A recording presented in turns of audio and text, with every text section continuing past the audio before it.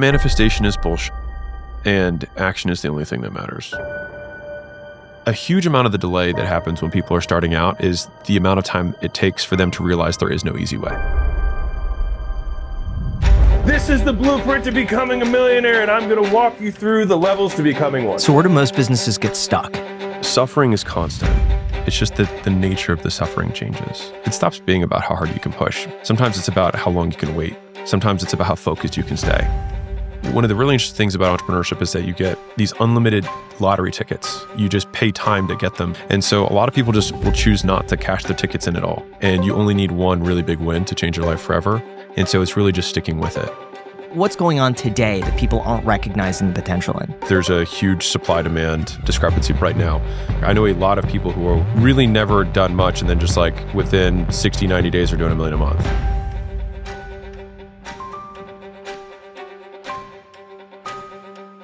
Alex, thank you so much for coming on the Iced Coffee Hour. I really appreciate it. Thanks so much for having me. I've been a huge fan of your Twitter lately. It has been on fire. You seem to be tweeting all the time. Yeah. Really insightful stuff. Recently, you tweeted that it has never been easier to be successful. Why do so many people feel like it's not? I think it's just never been easier to be distracted. So it's like the bar's never been lower, but the bar is even lower to not do it. And I think people have never been more comfortable than they are today. And so it's like Netflix and chilling and like Uber and DoorDash and all of that stuff has just made everything like comfort. We're like comfort maxing right now. And so like all of these other tools, like, you know, these software platforms and AI and all this stuff is like lowered the bar for people to make content or start businesses or advertise or whatever they want to do. But it's just like, it's so hard to take a risk when you could literally just do nothing. And the way that like society is now, it's like you're not going to go homeless and you're not going to starve. So like, which I see as the most exciting part, because you could take a huge shot and the worst case scenario is like, you're not going to starve and you're going to have shelter. So do you think it's a blessing or a curse? I would say it's a blessing. I mean, at the end of the day, I think technology is always going to move things forward. So that's like, it's never been easier than it is today. And 20 years ago, it was never easier than it was then up to that point. So it's like, it will always get easier for people to start businesses, which I think is a good thing. In terms of optimizing for comfort, what is the downside of purely just being someone at home scrolling all the time? How big is it for them not to reach their potential? I think it's a them thing. So I don't see it as a problem at all. I mean, I think it's only a problem if you're making some sort of demand of the universe that your life must be a certain way. And so I think that's where, and it's kind of all the shoulds. Like my life should have meaning. My life should have this impact. My life should, all these things. If you believe that, then yeah, it'll be an issue because like I believe in conditional shoulds, not absolute shoulds. So like if this, then you shouldn't probably scroll on your phone as much. If you want to get in shape, like maybe don't eat more than you burn. Mm-hmm. But don't eat more than you burn as a general statement. It was like, do whatever you want. It's your life. I just have the issue when people want something different than the way they act. Mm-hmm. Do you think it's overall lowered the bar for excellence? Like a lot of people can kind of just become successful by happenstance or by luck now? I think there are definitely people who get lucky. Repeat and serial entrepreneurs less so. I've only really encountered maybe like a couple people in my career from the entrepreneur side that I'm like, this guy was just lucky. I think there are elements of luck, but it's like luck becomes becomes gas more than the thing that like built the car. It's like they were going to be successful. They just got way more successful because they had like kind of multiple things kind of aligned. Can you give us some examples of luck like that? Yeah, sure. Like if you were an Amazon in 2013, 14, 15, and you put up a product, you could just crush. Like you didn't have to like really know anything. There was just all this demand that was there. If you were running Facebook ads in 2011, it was just like not hard to crush. If you were doing SEO in like 2008 and 7 with like, you could literally just put like coffee in like white font on a white background. So the whole background of a website just said coffee. But like, if you looked at the site, you wouldn't see it. But if you like took a cursor, you could just see it just says coffee because the algorithms weren't like that advanced. And so you could just rank and get all of Google's traffic. So there was just like a lot of the things that were lucky were just like, typically, I'll put it differently. Luck will come from a supply demand discrepancy within a window of time. And so where there's a huge amount of demand and a small amount of supply, and then you happen to be one of those people who gets in on that. Now, that being said, part of that is like recognizing opportunity. And so like, to what degree is that luck? I think the question of whether it's luck or not is whether you can repeat it. So I'm curious where those opportunities are today, because it seems like every few years, in hindsight, you could look back and be like, that was the best time to do that. Yeah. What's going on today that people aren't recognizing the potential in? I think there's micro and macro opportunities. So like from the macro perspective, I think we've had like 3 big ones. So at least in my lifetime. So it's like we've had internet, which is like kind of opportunity number 1. Opportunity number 2 is kind of like Web 2.0, which is social. And then opportunity 3 is AI now. So there's the 3 macro ones. Now, underneath of that, it's kind of like, well, Facebook ads was kind of like an opportunity kind of like within that. And then like Google search was an opportunity. Like all of those are kind of like kind of like micro opportunities. Like I think like TikTok Shop right now, a lot of people are kind of like in that Amazon of 2013, 14. Like I know a lot of people who've really never done much and then just like within 60, 90 days are doing $1 million a month. And it's just because there's a huge supply-demand discrepancy between the amount of influencers that are there that want to make money and the amount of products to sell. And they will just continue to populate it until eventually it becomes a stabilized market. But it's like when those land grabs occur, that's when there's typically outsized returns to be had. What do you think people need to be able to capitalize on these opportunities? I think you have to have skills. Just straight up. Yeah, like you just have to have skills. Like I remember it was really funny, like our first ever conversation that we had, I was like, man, if I had your amount of following, I was like, I'd be a billionaire. Yeah. And I saw that as a supply demand, like an even. So like when you asked just a few minutes ago, like, what things are there now? Like I still kind of see social media still thinks there. I still think that opportunity exists for people if you're good. But maybe it's less so than when Instagram came out in 20, whatever year it was, when you could just post pictures of you on the sunset and have like 1 million followers and people would just buy because you just had this insane reach. But I saw it as the fact that we could still advertise ourselves and get paid to do it is still mind-boggling to me that like opportunity exists. Like you can build a brand and get paid to do it, which I think is insane. Okay, so now it's arguable that you have his brand, if not even a bigger brand. Yeah. Did you accomplish that goal? I won't be public about what our stuff is valued at, but I think that we've done well. Yes. Yeah. The classic answer. Yeah, that makes a lot of sense. Okay. Yeah. I don't want to make claims around things. Market values for enterprise value for illiquid assets like private equity investments and companies that are owned really depends only on the time that somebody's going to buy it. I have had some of the biggest banks that you've heard of, things like that, out to this headquarters to see what we have going on, and they've been like, "This is insane." What do they look for? So what they want is what every investor wants, which is what I tried to set out to do in the very beginning, which was they want proprietary deal flow. So they want people who want to specifically do deals with one person. So it's not like they're shopping. They're like, I want to do a deal with you. And ideally, you have some sort of captive market or niche. And so for acquisition.com, we are kind of low mid-market in terms of what companies or businesses are kind of attracted to my stuff. And so it's typically the business is doing like between $1 and $100 million a year.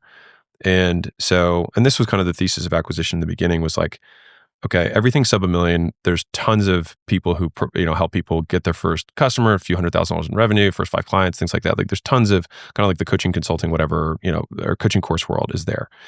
Then if you go like 100 million and up, then you've got like McKinsey, Bain, BCG, Deloitte, PwC, EY, like a lot of these, Gartner, like all these kinds of consulting firms that deal with like kind of above there.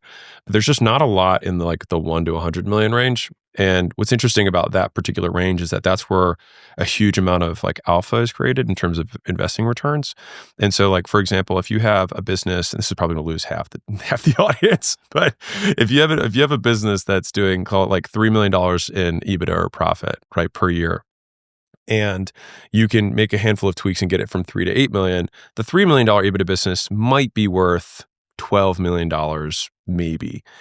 The $8 million EBITDA business can probably get somewhere between like $80 and $100 million in a sale. And so it's like you have a huge multiplier effect that increases once you get above about $5 million in profit, and especially as you approach 10, where you now become a target for institutional grade investors. So that because they have to put to work hundreds of millions of dollars. And so they basically become the customer of buying the product, which is the business that you created. And so our thesis of acquisition.com was like, well, we want to get people right before they're at that level. buy at really small prices, make the changes in the business, and then capture this huge upside. So where do most businesses get stuck? I mean, businesses get stuck at all different levels. Because all you'd have to do is just look at the revenue breakdowns. Like 95% of businesses are less than $1 million a year. So a lot of businesses just like barely even get to the $1 million in revenue point. Above that, it's I think it's 1 in 250, so it's 0.4% get to $10 million a year. So is that a market problem or an operator problem? I think it's almost always an operator problem. Like, unless you're like people will name these like really random weird businesses where someone like tries to come up with something entirely new. But I see there's kind of like 3 kind of types of big buckets of risk in terms of picking an opportunity. You've got like a product market fit risk, which is I'm going to come up with something that no one's ever done before and see if people want it. That's like an Uber. Let's see if strangers will pick up strangers in taxis. Like maybe it sound crazy at the time, right? So that's a product market fit risk issue. Those are, in my opinion, extremely risky. The second category are technical risk issues. So like if I just said, hey, I can come up with an AI salesperson that can take all your phone calls for you, I don't need to guess whether people are going to want that. They're for sure going to want it. The problem is how likely you can actually do it. It's the difficulty of actually solving the problem, right? The Uber thing, it's like, well, there's some technical risk there too, but will people even want this versus they want it, I don't know if I can deliver it. And then the third category is what I would say is the vast majority of business owners, which is just execution risk. There's other long-term businesses that do $100 million a year. The path is really literally in front of me. The only risk is whether I'm skilled enough to do it. That's it. So what are the biggest operating obstacles you've personally ran into trying to scale acquisition.com into $1 billion business, and how did you overcome it? Suffering is constant. It's just that the nature of the suffering changes. And so it's like the hard is always hard. And I think what makes it more difficult as the business continues to develop is that you end up trading things that you didn't expect you'd have to trade.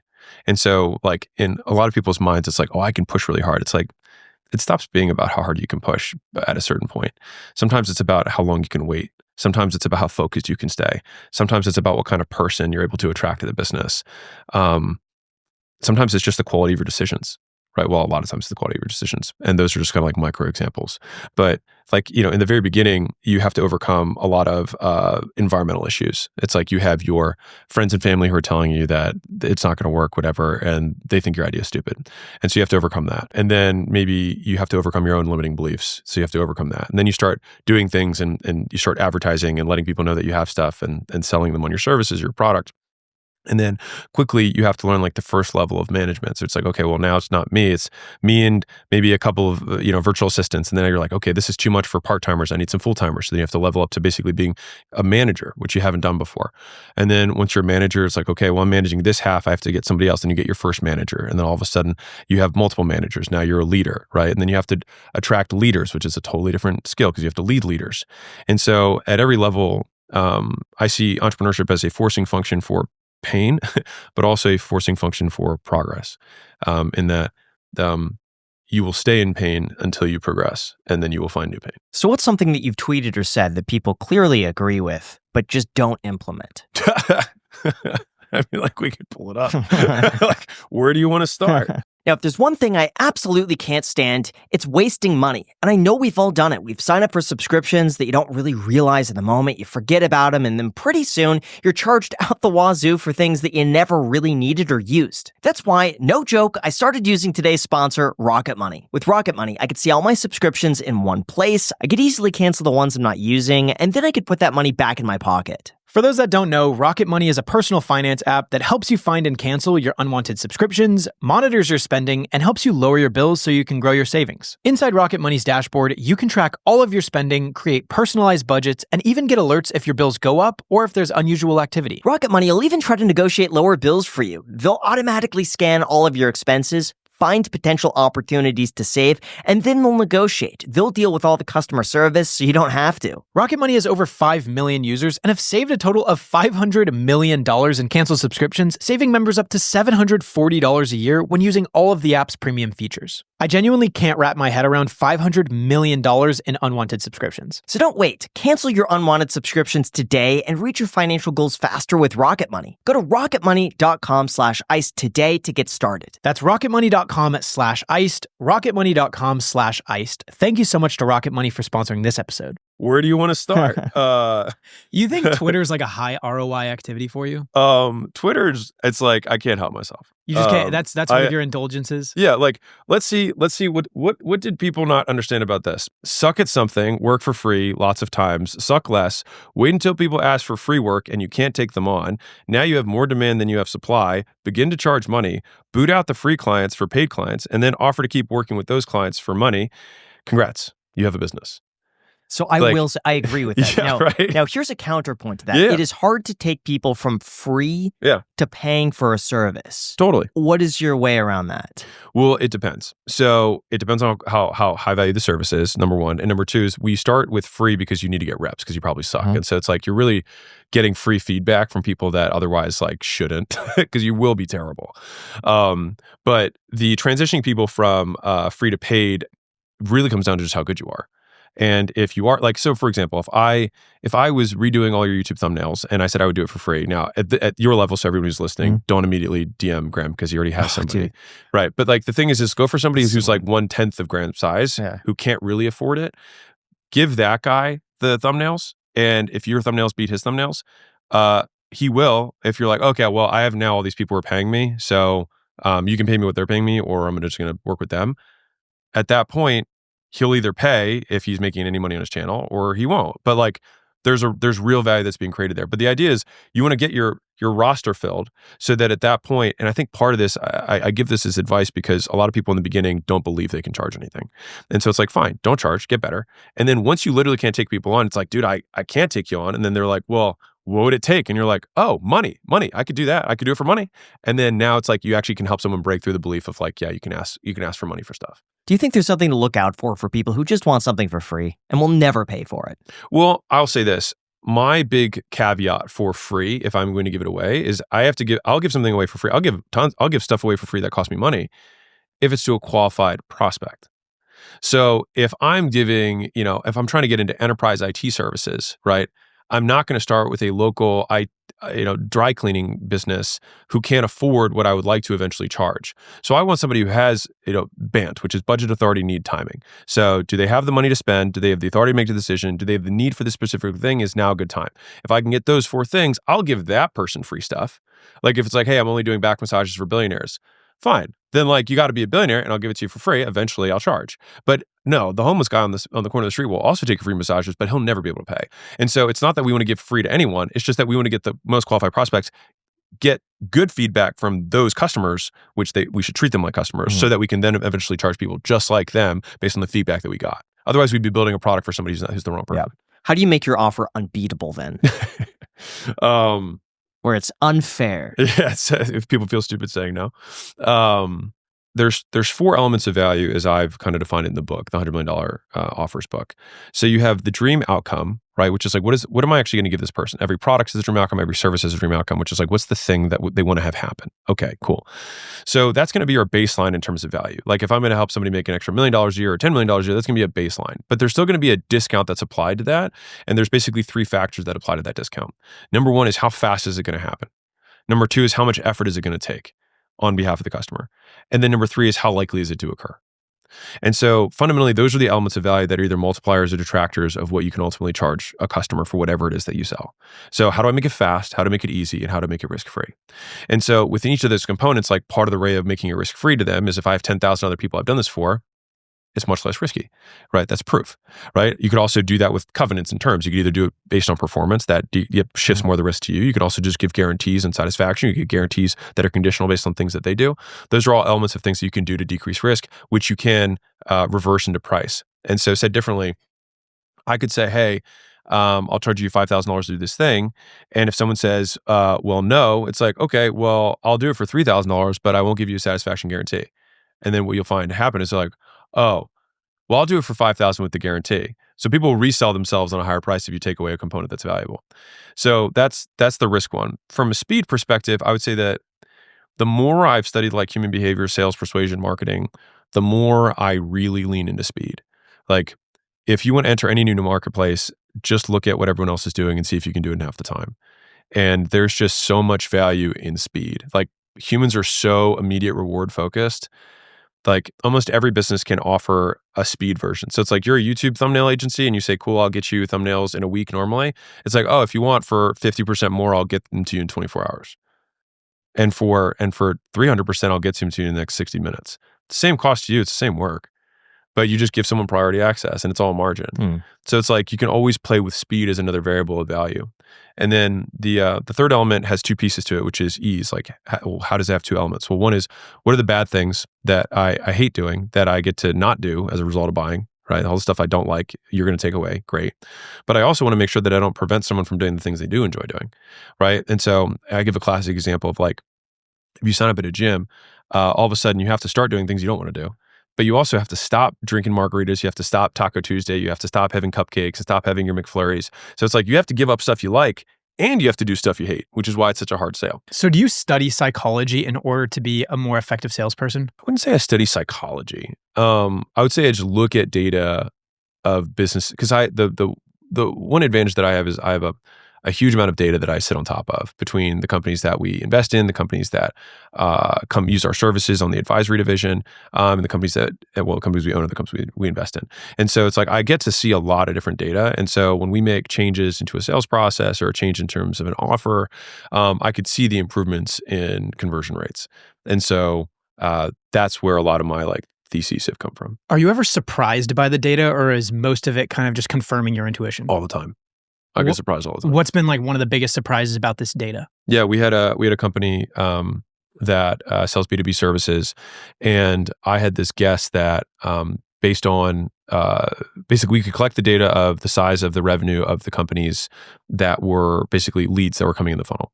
And so I wanted to shut off the bottom third of the leads because they were the lowest revenue leads and just have the team focus on the top 2/3. And so I was like, hey, just pull the sales data because I'm going to bet that all the conversion's happening on the top end. And the conversion rate was actually evenly spread. And so I was like, like almost to the percentage point. I was like, that is not what I would have expected. And again, that could be unique to that specific business. I would still posit that in general, more qualified customers buy on average more and spend more money just in this particular business. And maybe that means that business is mispriced, which would be a different problem. But given that data, I was like, that's interesting. We have people who are 10 times the size buying at the same rate as people who are 1/10 the size.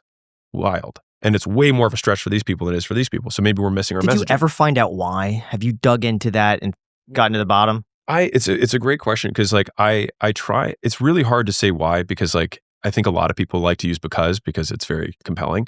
But I just try and stick with like this is the data that I have within this given context, and in this situation it worked. And I know there are principles like things that are fast will sell better than things that are slow. Things that are easy will sell better than things that are hard. Things that are risk-free will sell better than things that are not risky. Like I can take that to the bank. So like I try and think like what are the few principles that will always be true, and then the rest is application. What's something that you track within a business that most people don't even look at? I'll give you a handful of metrics that I track. So you'd be like, I didn't need that many. So if I had to solve for two things, it would be gross margin and revenue retention. So fundamentally, like what do we make per sale in terms of like is there a lot of margin that's there? If so, like that's more attractive to me. And then secondarily, how likely is it this person is going to continue to buy from us next year and the year after that? So if I have a business that I have hypothetically 100% gross margins and 100% revenue retention, that's an amazing business. They literally just print money and they never lose it. Like that's cool. That's a very attractive business. So if I only knew those two things, the only other thing I'd want to know is what's my cost to acquire a customer versus my lifetime gross profit per customer. So how much money does it cost me to get somebody, and then how much do they pay me over time? And so basically that fundamental, the LTV to CAC ratio or LTGP to CAC ratio, I know fancy acronyms, but that ratio between those two numbers is the fundamental economic arbitrage that exists within businesses. And fundamentally, that's why private businesses will get the highest returns in terms of returns on capital. Because in so few places, like if you were to put it in the S&P 500, those companies are already at scale and it's harder for them to grow, at huge percentages. Maybe let's say you put $1,000 in and you get 10%, so you're $1,100 at the end of the year. In a business, you could put $1,000 into paid ads and make $30,000 in gross profit in 24 hours. Like that happens all the time. And so it's like, that's how somebody can go from $0 to a billionaire in 4 years because the returns on capital are absurd. And this is also what I think one of the big opportunities of of social media is that like, okay, why is social media so powerful? It's because it drives CAC to zero. Do you trust customer satisfaction?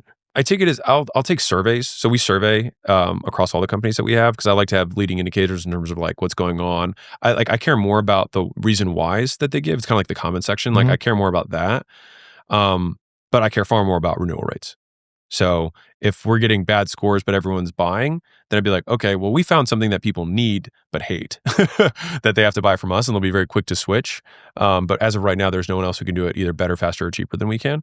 But I would renewal rate, like how you spend your money is what I care the most about. Sure. And I would say what you think. It's kind of like, what do you want? And people are like, I want faster horses versus the car. So it's like, I care about that a little bit, but I care far more about what the data suggests about purchasing behavior. When you make an offer to somebody and they say, no, I'm not interested, how often is that able to be turned around? Across what setting? Is that in a sales setting? In a sales setting. I think it depends on the reason the person said no. So that would be there would be a discovery question after that. So it'd be like, well, what are the variables using to make the decision? And sometimes, like, I think there's a big difference between a no based on value, or a no based on details, or a no based on authority, or a no based on timing. Like just kind of said, budget, authority, and timing. These are the kind of the components. Well, how do we make sure that we can I overcome some of these issues? Now, if someone's like, love what you have, I don't buy coats because I live in Panama. I'm like, okay, there's no need. Like I could try it. So whatever, like, hey, I've got a gym membership. Why aren't you signing up? It's like, well, you're in Iowa and I live in Florida. Like, like I'm never going to get there. Like, so it's like where it depends on the reason for the no. What if it's a price issue? Where do you draw the line between lowering the price and cheapening the product, I never lower the price. Getting someone who's qualified, or keeping the price the same but losing the sale? Yeah. So I'm a very firm believer in never negotiating with terrorists, including price terrorists. And so if someone wants to like if someone says, hey, can you do it for cheaper? You know, we train on saying like, we can do it for more. And people are like, oh, okay, yeah, I got it. I'll buy at that price. But the price that you quote is the price that you stick to. Otherwise, as soon as you negotiate once, every price you have is negotiable, which sucks as a business. It is a pain in the butt, and I hate it. So, and you want price standardization anyways, because you don't want different people getting sold different prices. People could talk. It kind of sucks. So, my big thing is price and terms. And so if we have this price, if I'm going to change it, then I will also change terms. So if someone's like, hey, I would love to buy the $5,000 thing, but I can't afford it. If we've already looped a couple times and said, okay, why can't you afford it? Why? How important is this to you? What would it cost you to not do this? You know, we quantify as many of these things as possible. And they're still like, I literally just don't have this amount of here's my bank account. I have $3,000. I will buy it for $3,000. Then, and then it's just like, I can't ethically sell you the same thing as somebody else for $5,000 for $3,000. I can't do it. What I can do is I can remove a component. So let's look at these things that we have here. We have this guarantee. I can remove the guarantee and I can knock $1,000 off. Does that work? Okay. Also, instead of, coming to the gym, 3 times a week, if you come to the gym twice a week, will that work for you?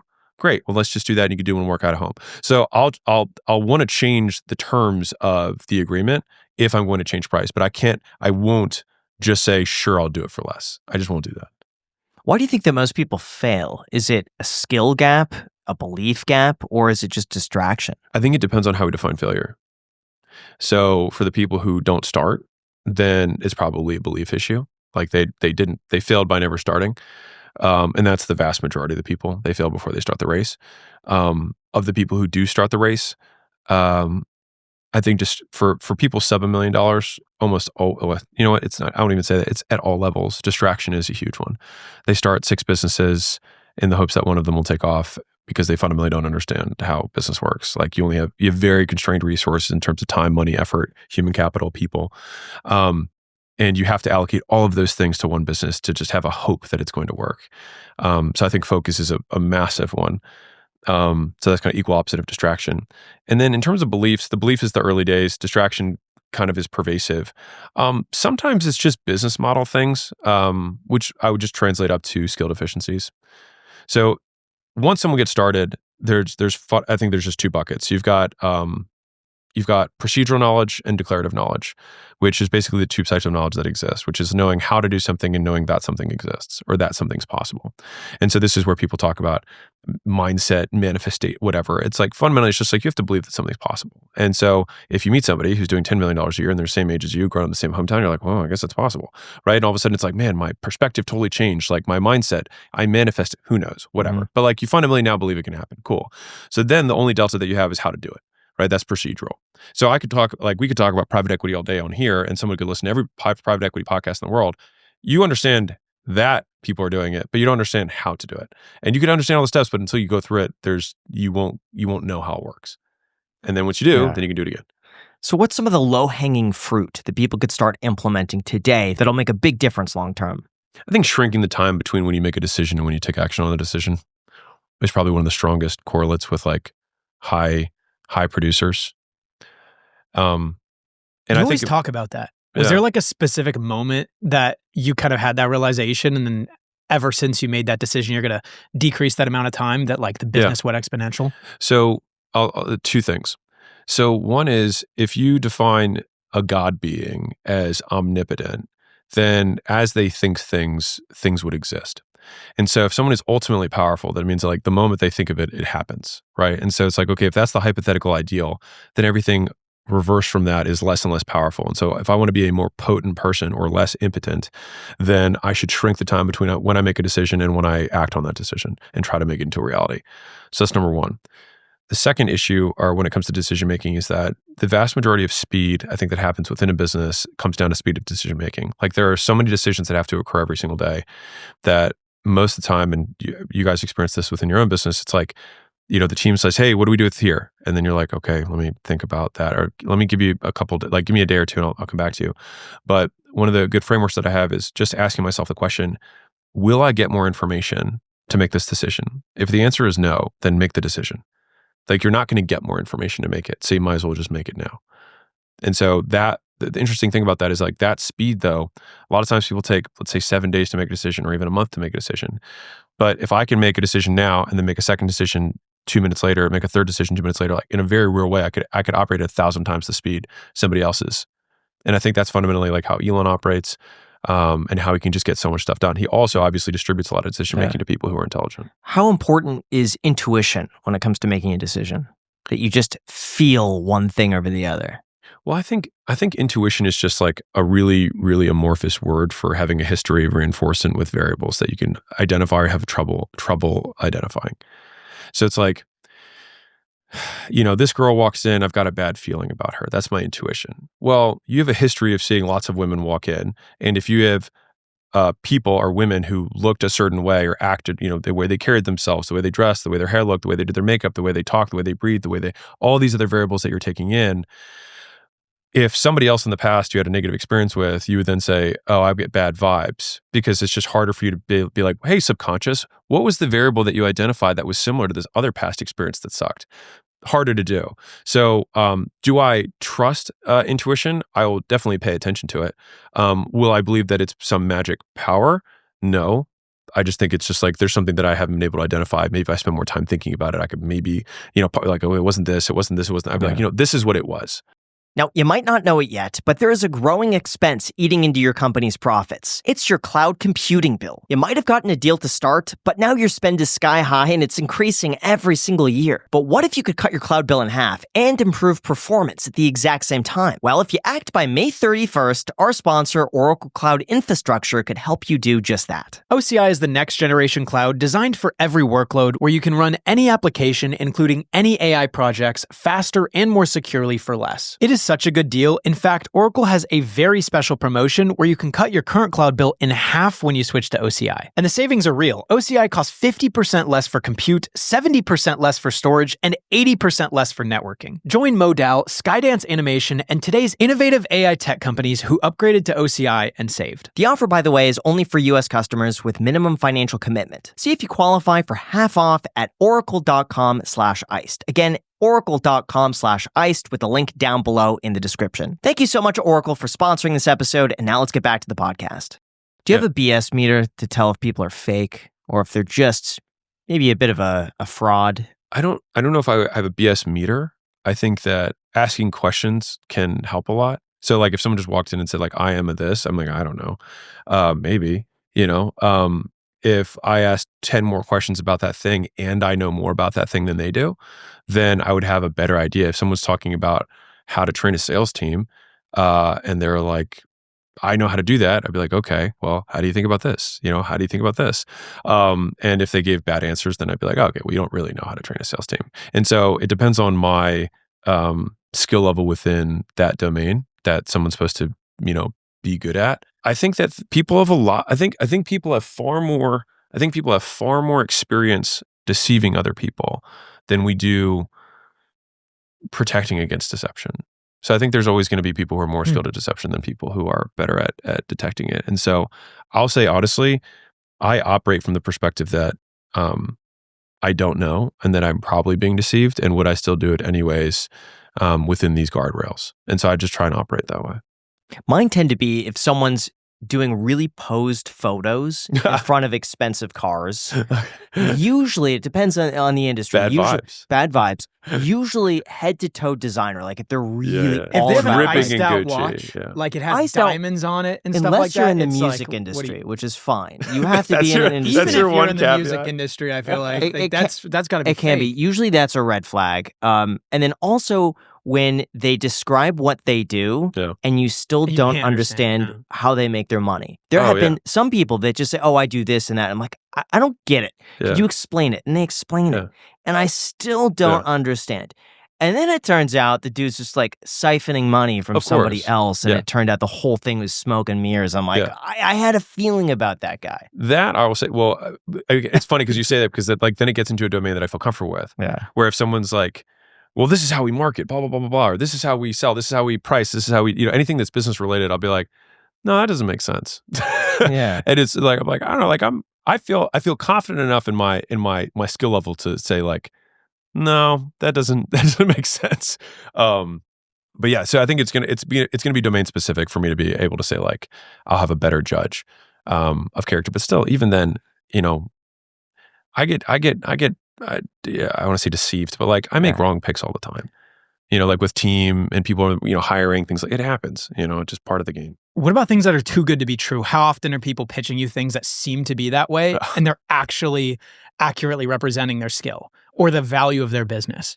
I think the too good to be true happens all the time. I've yet to see something that has been too good to be true. I think ChatGPT, when it came out, I was like, that's too good to be true. And then it was. So like, then they became a gazillion-dollar company. I was like, okay, that checks out.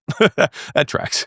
But most things that are too good to be true, like the saying exists for a reason. How important is intelligence in entrepreneurship? I think it depends on what level of success you're shooting for. I think like if you were like, I wanted to get into AI, like you've got to be probably really smart. And I think it's not even because like you're the one who's going to be the engineer doing it. It's like you need to be smart enough that an engineer who couldn't do that is impressed by you, right? Like, so I think it's really in the recruiting aspect where high intellect, if you will matter more. If you were, use the lawn care example, like you can succeed in the lawn care business without being brilliant. You can succeed in the gym business without being brilliant. You can succeed in a lot of businesses. I'd say most businesses without being, above 50% IQ. I think there are skills which people say as traits that are more important. I think courage is incredibly important. I think high agency, so the ability to make your own decisions without being influenced by others. I think honestly, just like perspicacity, like being able to endure and persevere. Because one of the really interesting things about entrepreneurship is that life gives you these unlimited lottery tickets, and you just pay time to get them, but you just can always get them to cash them in. And even if you cash 10 tickets in and they don't work, it's like you still have an 11th one, you still have a 12th one. And so a lot of people just will choose not to cash their tickets in at all, or even grab the tickets to begin with. And I think that ability to persevere is what gives you more shots on goal. And you only need one really big win to change your life forever. And so it's really just sticking with it. And I think that's on a long enough time horizon, somebody who sticks with it just gets enough, they just get so many chances that luck does happen. Yeah. What percentage would you allocate to being the person in charge of running it versus the business itself? Man, I'll say 50-50. like I was going back and forth. It's like, because Uncle Warren has, great manager, bad market wins. Good market, bad manager, good market wins. I think that like the market is for sure the most powerful thing, but if we control for market, like, if you're selling toilet paper in COVID, you're going to make money whether you're an idiot or not. Like it's going to work. But I think the vast majority of marketplaces are not on either extreme. You're not selling to newspapers and you're not selling toilet paper during COVID. Most businesses are just kind of like in the middle. They're in markets that are just normal. And in those situations, the business model obviously has to be sound, but the business model is a reflection of the entrepreneur. And so if we remove market, then I'll say it's entrepreneur for sure. But market is more important if it's in one of these extremes. What qualities do you see in those people? Are there similarities between the two? Yeah, there's, it's interesting because there's for sure similarities. I think there's far fewer than most people expect. Because like even if you look at the top, like I think Bezos and Elon are some of the goats of all time in terms of entrepreneurship. So different in terms of their personalities, the way they behave, their even values, like all of those things. I think they have some significant differences. But in terms of like what are the commonalities about how they operate? They focus on speed. They focus on having an exceptional product. Both of them talk about Elon doesn't say customer obsessed, he says product obsessed, but they translate to the same thing, which is like they focus on product first above everything else. They're super long-term focused. People might have, something to say about me saying this, but like, I think they both have high ethics. They're like, oh, he's the devil, but whatever. I won't even comment. Leave it there. But high ethics, high customer obsession, long-term perspective, huge ability to tolerate pain, and the ability to tolerate risk, which is to have the courage to do it. And because both of them had so many moments where they just went all in on Amazon or all in on Tesla or SpaceX or whatever. It's like you have to have some ability to go big and bet the farm. And I think that almost every entrepreneur that I know who's made it really big has had a moment where they're like, this could not work. And I'm just going to try and make it work. It's so interesting because I feel like there's a huge trend online right now, and also maybe for the past like 5-10 years, of there can never be an ethical billionaire. Oh. Do you think in order to get to that level of wealth, there needs to be a time where you compromise your ethics, or do you think that's just a bunch of stuff that people like to throw out there to maybe self-aggrandize themselves? Well, as somebody's whatever. Go ahead. As someone I am biased, so I'll state my bias. I am trying to hit it or in process of hitting it. And so I obviously don't think that there's an ethical, like that you have to. I think, I'll say it differently.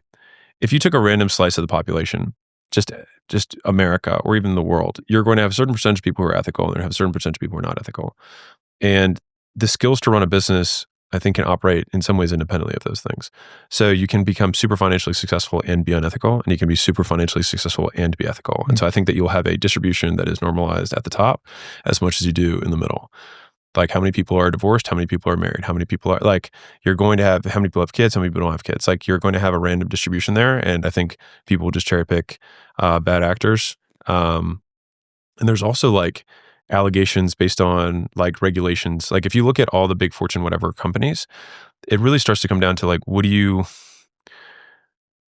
it gets into ethics, which is a totally different can of worms. But if you were to say like, the TCPA, which is Telephone Consumer Protection Agency, whatever, they go after a company. And it was because the company didn't put the right language on their, landing page. And because of that, they sued Facebook for $700 million.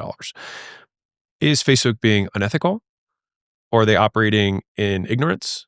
Oftentimes when you have more laws than you can keep track of, or somebody makes an oopsie, those things happen. And so it really depends like, okay, well, are we now saying that Facebook's unethical? Now, I'm not saying that I think that they're good for the world, but I'm saying fundamentally like, I think mistakes can happen. And so the idea that people will say a billionaire might be unethical is probably different than a billionaire has made mistakes. And I think those are two very different things. Because for sure every billionaire has made mistakes and for sure has done things that they wish they hadn't, because that's what humans do in life. What's a mistake you made recently that may have either cost you time, money, or credibility? I invested in a company that I didn't do enough due diligence, and they were doing some things that weren't compliant that I found out about later.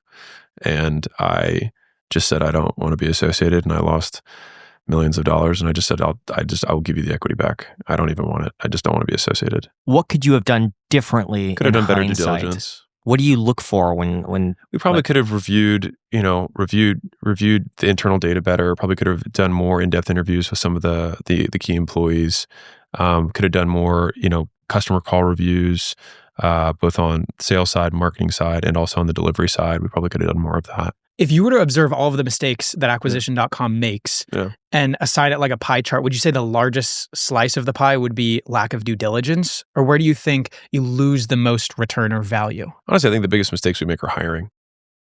I think it's people. But it's really, fundamentally, it's going to be people at all sides. Like people on the deal side, it's going to be people, like even when you're bringing in talent, like it's a deal. Like you're signing an agreement between two parties in exchange for money. So like the thing is the number of deals that we have to do every day, every week, every month, every year is a lot. And so we're just going to make mistakes. We're going to try our best to learn from them. And we're ultimately going to be rewarded by the quality of our decision making, but we're going to mess up. When do you know how to cut the business or try to fix it? Like in that case, I would be looking at that and thinking, well, is it worth trying to, or is it just, we can't work with these people? No, it's that last thing you just said. Yeah. That's really what it comes down to. So if someone I think knows about it and hasn't done anything about it, and then we find out about it and say, hey, you should do something about it, and then they don't do anything about it, that's where I'd be like, okay, this isn't going to work. If, a founder's made aware of it, it's kind of like the TCPA thing. Like if, let's say you had opt-ins on a page and you just didn't have like all the disclosures that you're supposed to have to make it compliant to like text somebody or call somebody or whatever, right? If someone did that, I'm not going to be like, oh my God, this guy sucks. I'd be like, oh, he didn't know. Like, let's fix this stuff. And so that's kind of an example. It really comes down to the willingness of the founder to make things right. And I think that's anybody. Yeah. Do you have assessments of ethics of the people that you end up partnering with, and how important would you say ethics are? Do you not really consider it, and you just kind of look at the data as you suggested? Because you can ask someone why they do something, and they could say whatever they want, but you don't necessarily know until you've known them for a while. I feel like there should be a personality test, like the Jordan Peterson personality test. That does you he have them. one? He does. It's paid incredible. $10 or $15 or something. Understandmyself.com, I think, is what it is. Okay. It's interesting because you can also, with this data, compare how two personalities will interact with one another. So, for example, Graham and I, we were pretty different in a lot of categories, but it did say that we had good cohesion. Oh, sweet. Yeah. But they have studies for like business and for personality and for relationships. With large data, you could probably get a pretty good approximation. It would be interesting. I don't think we have enough data to actually do like big data like analysis for that. Just if you're thinking of 20s, 30s, like it's not a lot. It's not enough. You need like 30,000. You need a lot more N to have statistical power. We actually used to do a lot more tests earlier on. And I think we ended up foregoing them. Same on the recruiting side. We used to do a lot more like personality testing, things like that. Mostly because the recruiting team ended up being like over-reliant on tests and then would just like have a star candidate and they'd be like, well, they scored. I'm like, this guy's a stud. Like bring this guy in. And so we ended up doing away with it. I think everybody wants a test to tell them the answer. And so I think in a job where you have a lot of decision-making that has to occur, it's hard to not default to tests because it's so quantitative that you want to just like, it's just kind of like trading algorithms. Like if the algorithm says actually, like you want to have that. And so fundamentally, either it's like, I tend to be somewhat binary in this, but like either we believe this 100% or we kind of don't. And the only times, and I'll quote Layla on this one, but like if we do have a test that we're going to have somebody take on like the recruiting side, the only time that we would really use it if it's a red flag in that it seems like it's completely contrast from what we're seeing. And so if someone's like, oh, I'm really detail-oriented, I'm really timely, I'm really whatever, and then they get on, they're like, I'm a creative and I'm so all over, and they're like, that doesn't make sense. So then we're just like, okay, now it's just an ethical issue, they're just lying. So you're saying you don't want to focus on qualifying someone because if you're testing them, that means you probably have some dissonance between what you think about them and what they say about themselves. And if you I think you will like this is me talking more as a company owner than anything else, which is like if you tend to give a team a tool and they have to make a lot of decisions and the tool supposedly helps them with the decision, the law of least effort will typically reign and they'll just start using the test to make all the decisions. And I think that makes for worse decisions than actually just using everything else. So if someone's studying you, let's just say, what do you think is the biggest misinterpretation of your strategy or character? I think most people think that I'm meaner than I am. I think He's a sweetheart, guys. Alex is really a nice guy. So nice. On and off camera, very, very outstanding gentleman. Thank you. Mm-hmm. I think that, and then also in like a different setting than like a podcast. It's like, it's like when I'm with my team, I joke around a ton. And so I'd say like I do a lot of jokes, a lot. And I think Daniel could probably say, but I think, yeah. What's your funniest joke?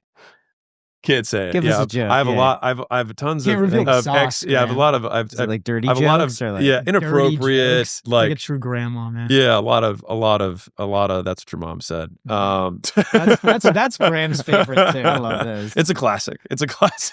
For Jack, I'm always like, yeah, like okay, your mom. my mom's gonna watch this. So yeah, cat's out the bag. Yeah, smoke shop. No, but no. So I'd say that those are probably the two bigger misconceptions. So moving on from that, how do you eliminate distraction? Oh, this is fun. Okay. So I eliminate it by eliminating it. And that sounds ridiculous, but like I think the vast majority of productivity hacks can get boiled down to remove everything that isn't work. So like my office has no outside light. I try to minimize all the sound in the office. I also put on earplugs and headphones. There's a great app that you can use that like blocks your phone, so like nothing can get through. So including text, phone calls, Slacks, everything, not just social media. Like it's a dead element essentially. And you have to physically move across the building, which is how I do it for mine, to like mess up your phone. And then I just have a clear idea of the work that I need to do. And so it's like when you eliminate everything else, and then I just set a kitchen timer for how long I expect a task to last. That is when I'm like peak productivity per unit of time, because there's nothing else to do. So is this science or is this just you? Because eliminating natural light, why light? For me, like I get get so distracted by light. I get boosted by like seeing the outdoors and seeing greenery. Yeah. It's nice. It doesn't work for me, man.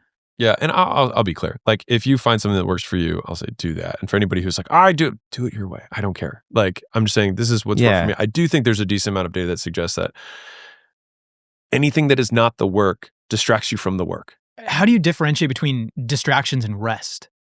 Great question. So, I think there's like kind of like micro macro. So like from a micro perspective, if you work for 60 minutes or 45 minutes or whatever, and then you're like, okay, I need a break. If you take the 5 or 10 minute like walk around the building or walk outside, to me, that's where you can get your natural light and all of that stuff. But then you come back and then you're fresh again and then you hit it.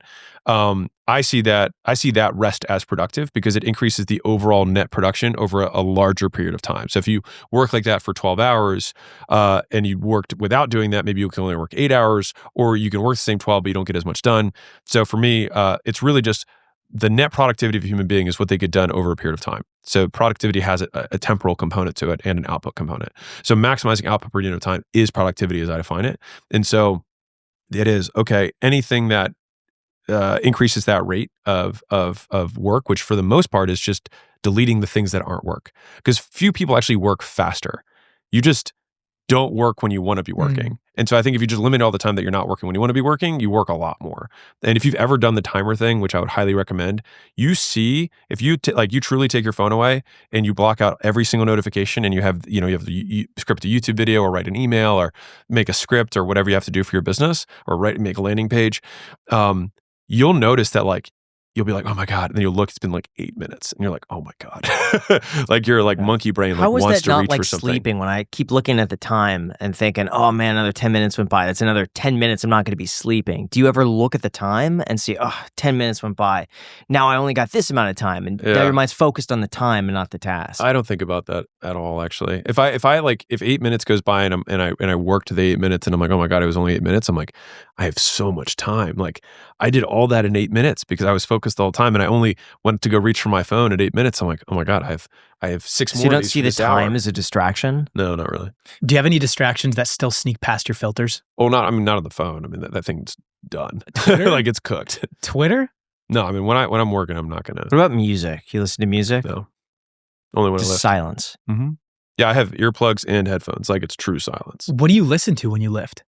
Oh, just like the same songs I've had for like 15 years. What songs? I don't really change. I like Linkin Park a lot. Cool. I like Little Linkin Park. I listen to 50 Cent. I like 50 Cent. Get Rich or Die Trying. Cool. I like that entire album. I still also like some of my white boy music. I still listen to Little Green Day, Little Cool. Third Green Eye Day's Blind, amazing. Little Third Eye Blind. That's good. But yeah, I only have like 20 or 30 songs that I can listen to like in a workout. So it's like I kind of have like a list of 100 and they randomly shuffle, and that's like my life. How often do you skip the song? It depends on what kind of set I'm doing. Okay. It's like if I'm early, like if I'm about to hit a work set, like I want to make sure it's a good song. But I think that's everybody. So do you think distracted people then just want it less? Oh, I don't even know how to define wanting it less. I would say that for whatever reason, they're being more rewarded from their current path than they perceive the reward of the path that they're trying to get on. Like, it's just, I think of everything in carrots and sticks. It's like they have enough stick of other people judging and enough carrot of staying the same that they don't change. They just have to overcome inertia, and they just can't do it for whatever reason. And I don't want to pretend like I have some like superhuman willpower. It's just like, I had, it's funny because like when I quit my job, which was still to this day the hardest decision I've ever had to make in my whole life. Because believe it or not, I'm actually very risk averse. I can take bigger bets now, but it's because I have more. And so like if I lose, it's not like the end of the world. But at the time, there was like risking everything, or what felt like risking everything. And that was it was because I was so miserable. It was the only reason I was able to do it. Like if I had been employed at probably just even a different job at a different place, I probably would have been fine. And I don't think I'd ever even be here. So I don't think I had a high like predisposition towards entrepreneurship. Like some people do. Like I've been an entrepreneur my whole life. Like I wasn't. I didn't start any businesses. I did well in school. It wasn't like, oh, school failed me. Like I did well in school. Like I studied hard. I got good grades. And I graduated in 3 years from Vanderbilt. Like I did well. And then I got a good job, in terms of on paper after that.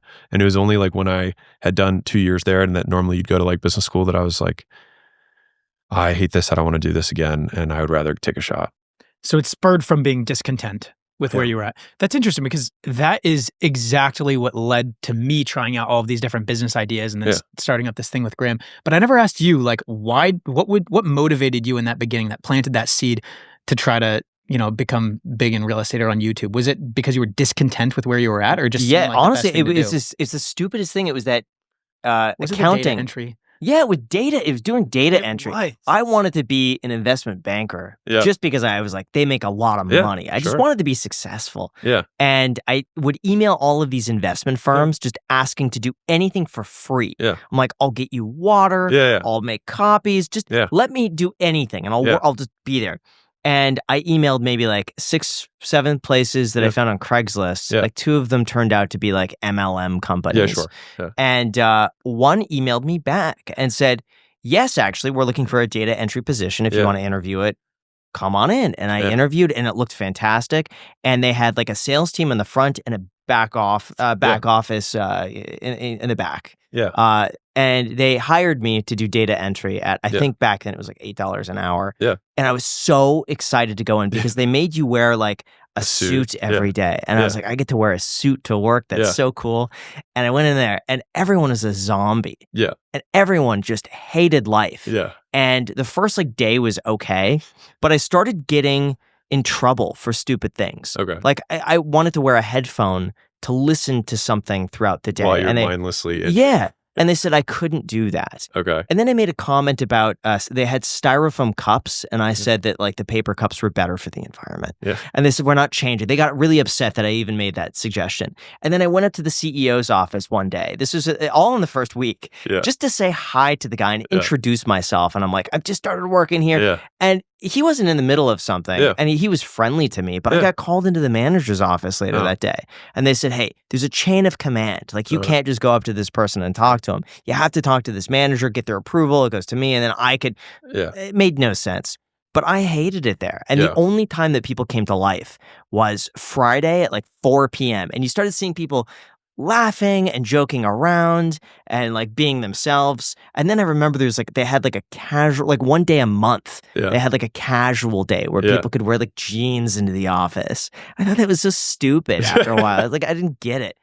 But yeah, that single job made me hate life so much that I would do anything to never return to that, because I honestly thought, if this is the next like 40 years, you future cast it. You're like, if this is it, that you were willing to do something for free, which was assistant to the real estate thing. Correct. But also during that time, they had a sales team in the front. I said I'd be a great salesperson. I just want to do sales. And they were making like 100 to like 300 grand a year doing like phone sales. I wanted to do that. And I was told, you have to work your way up. You have to do data entry to go into the mail room, to go into like this thing to this thing. And then that was like years away. Yeah. And they also told me no one would trust me because I was 18 at the time. Like no one would trust you on sales. At all. And so, and then I got into sales and did well. Yeah, like that didn't matter at all. But that for me was like the big, just 6 weeks. It was only there 6 weeks, but that made a lifetime impact. Well, I want to highlight one thing that you said, which is just for anybody who's listening. Graham said, I'll do anything. And then they said, well, we do have this role open, do this. I would strongly recommend if you want to, quote, do anything, then just look at the jobs they have available and try and do that. So rather than just going like empty, just be like, oh, you have a data entry position. I'll do that for you. And then in all of the extra time, that's where you try and have lunch with people. That's where you try and basically build your network within the business so you can start leveraging like relationships to gain more skills. And then you can start, moving your way in and learning what you want to learn. What about applying to businesses that don't need your help or aren't hiring? One of my things, I always thought it was great to approach places you'd want to work and just say, I'll take on any role.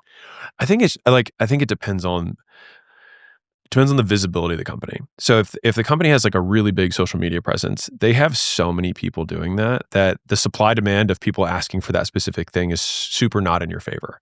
If you went to a business that's not based on that, like you go to an electric, like an HVAC company, you probably could find some work there that they'll let you do. And so I think it's like try and shoot where like the big arbitrage in life is finding supply demand discrepancies that are in your favor. And so you have a supply of work, they have a demand.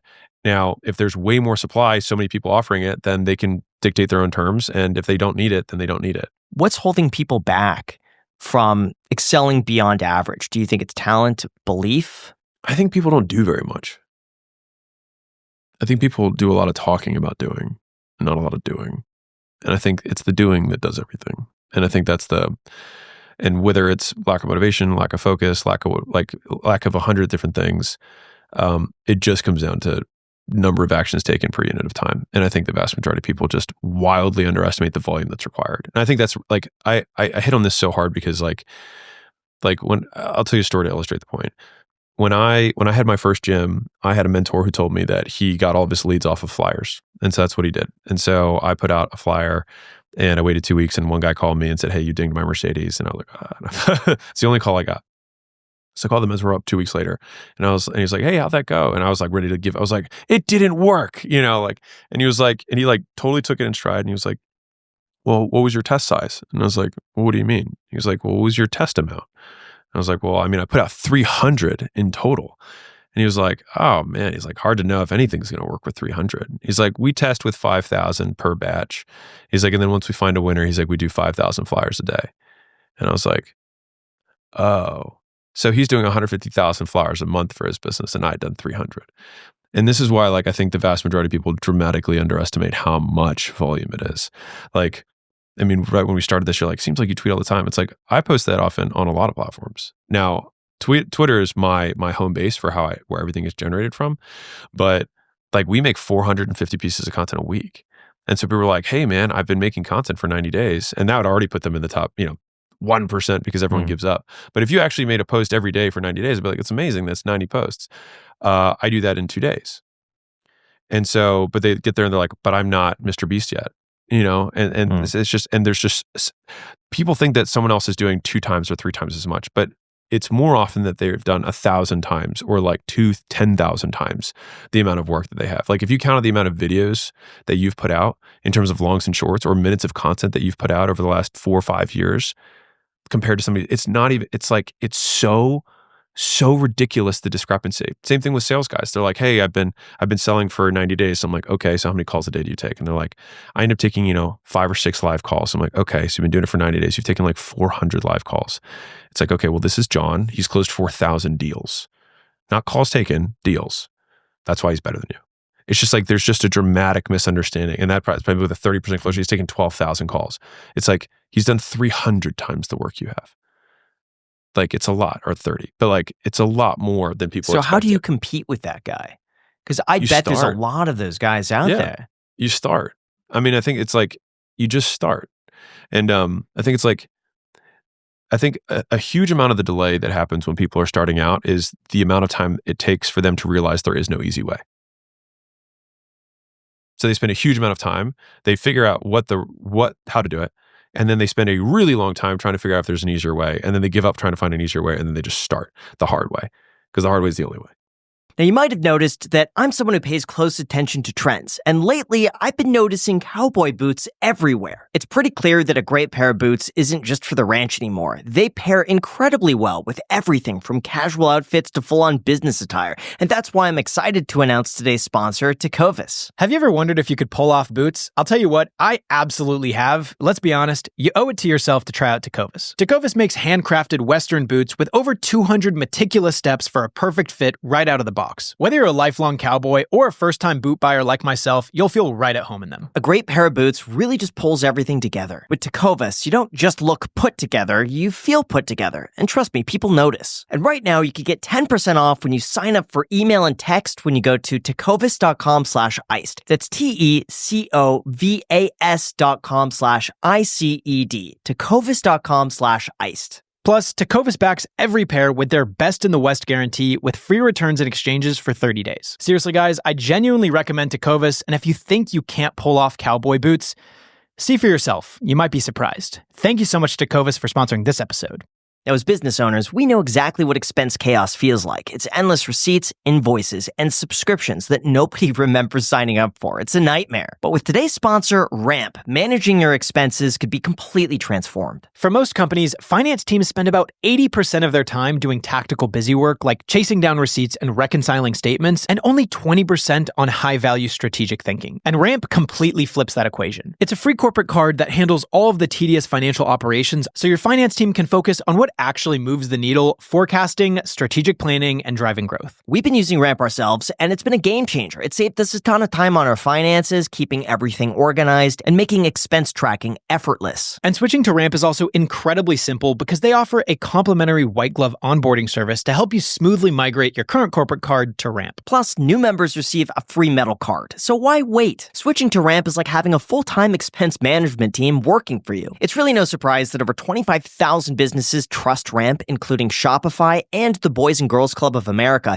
which is why they were just rated #1 in spend management by G2. And now for a limited time, listeners of the show can get $250 when you join Ramp. All you got to do is go to ramp.com/ICH, ramp.com/ICH, ramp.com/ICH, and we have a link down below in the description. Cards issued by Sutton Bank, member FDIC. Thank you so much to Ramp for sponsoring this episode.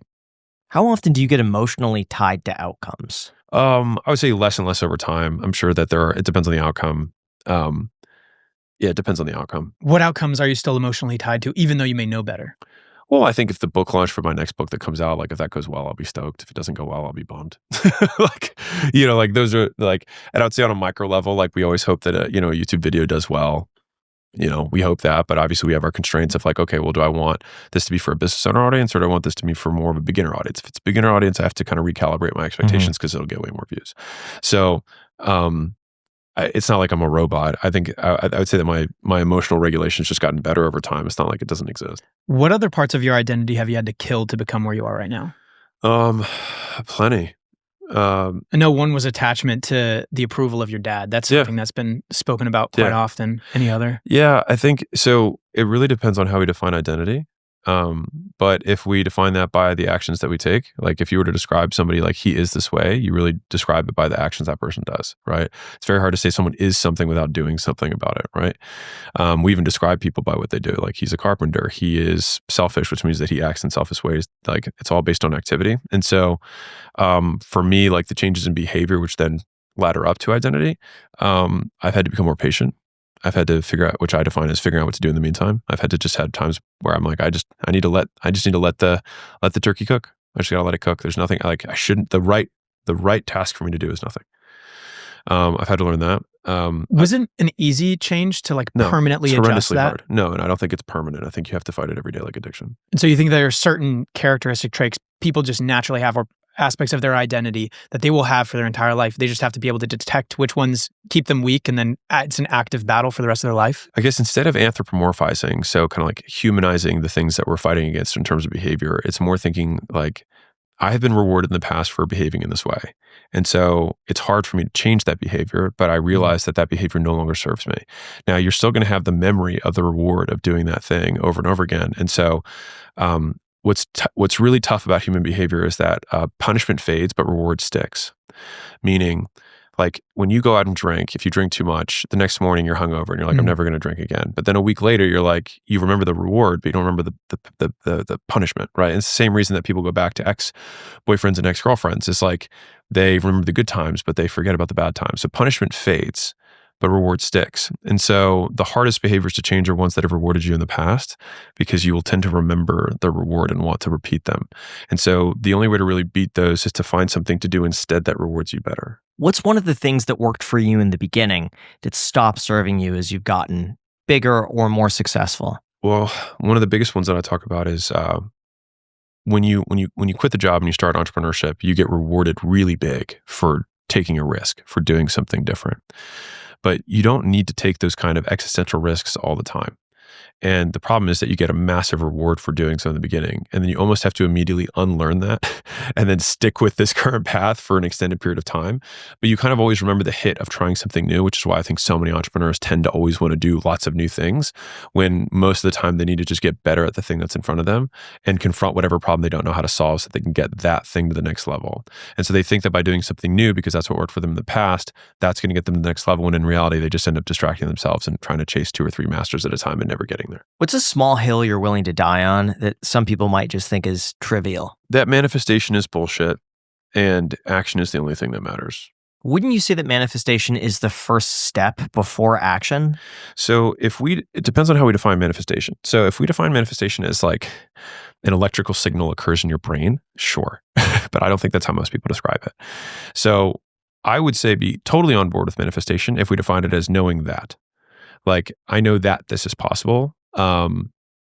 Like I saw this, or I have some perspective that has changed. To me, that's just knowledge. So if you have knowledge that you can start a bank, you have to have the knowledge that you can start a bank before you start a bank. That makes sense. So fine. But the bank doesn't occur until you take the action. But the idea of like the mindless ideation of like, I'm going to manifest my husband into existence is, I think, relatively bullshit. Now, that being said, there's some people who do that and then also take actions that then change their circumstances, and then they get the husband and then they misattribute what was the thing that caused it. And so for me, fundamentally the position that I'm in is trying to identify causal relationship as accurately as possible. And so, the logical proof that I use with this is just simply mindset plus no action, no outcome. Mindset plus action, outcome. No mindset, action, outcome. So the action is really going to be the only thing that's going to. I would argue that you need outcome. mindset. You need some sort of mindset to have the action. Like I'm kind of big into manifestation, yeah. So it's interesting for me that was to my hear your hell perspective. There you go. Like to me, like the example of people get so upset by this. By the way, when I bring this I find it really interesting. What's their main contention with it? Well, they have a history of being reinforced for talking to other people about manifestation, and so they want to talk about have other people nod and smile and agree with them, and those are all pro-social behaviors. And so I think it makes sense that they would do that. Again, it depends on how we define manifestation, which I've yet to find anyone who's been able to define it well. Action you can define really easily. And so that's the part, right? So it's really just this word that has all these positive connotations. Yeah. I just think it helps you with focus. But like, what is manifestation? Let's say let's just say the boyfriend girlfriend example, okay, where you manifest the perfect. But what is manifestation? You thinking clearly about your wants, needs, goals, what to look for, who this person is. So prioritization. Correct.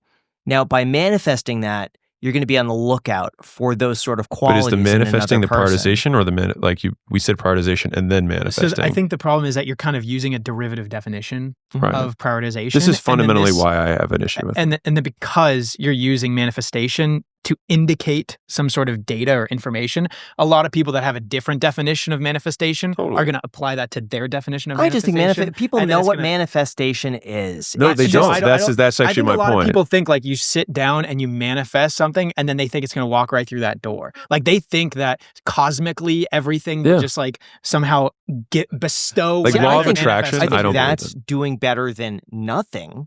But I don't think so, that because there's data that shows that you can trigger the same dopamine receptors when you think about getting $1 billion than when you get $1 billion. Like it's a similar thing. Obviously, it's going to be a lot less intense when you think about it, but when you daydream about all these amazing things that are happening, it doesn't actually change the reality of your existence. It's only giving you small dopamine spikes. When you could get yourself to have a firm belief that something is going to happen and that nothing is going to get in the way, your actions are going to be reinforced by that.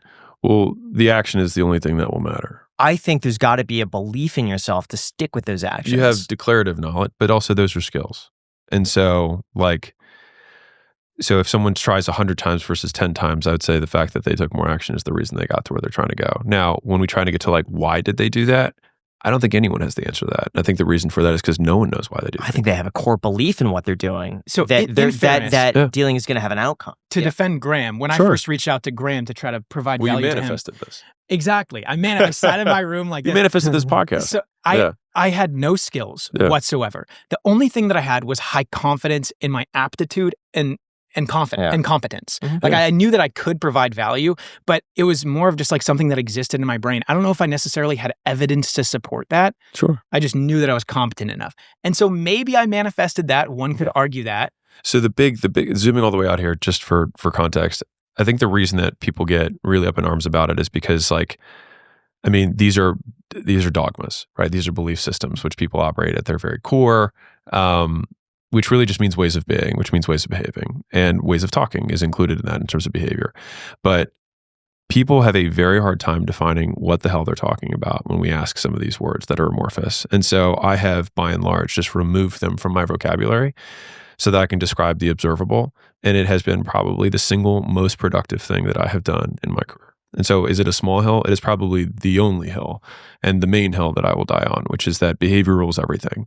And you have a history of past, reinforcers or punishers for a set of behaviors, and you repeat them in the future. And that's the only thing that I will say about why someone does something. You've been rewarded in the past for reaching out to people for doing things. And it can be cross-domain. So it's like maybe you reached out to girls and they was able to jump into business, and you were able to reach out to business owners. So it was definitely cross-domain. Not girls, though. Well, Absolutely I know that. I know. It's hypothetical. Obviously not Jack. But but you get the idea of it's across, but those are just sets of skills. Those are behaviors.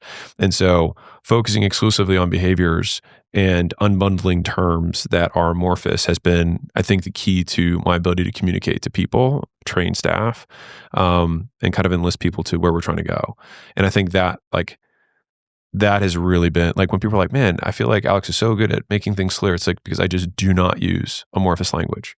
And if I want to use a term, I will define the term. So now by the observable. But I believe to shift belief starts with mindset.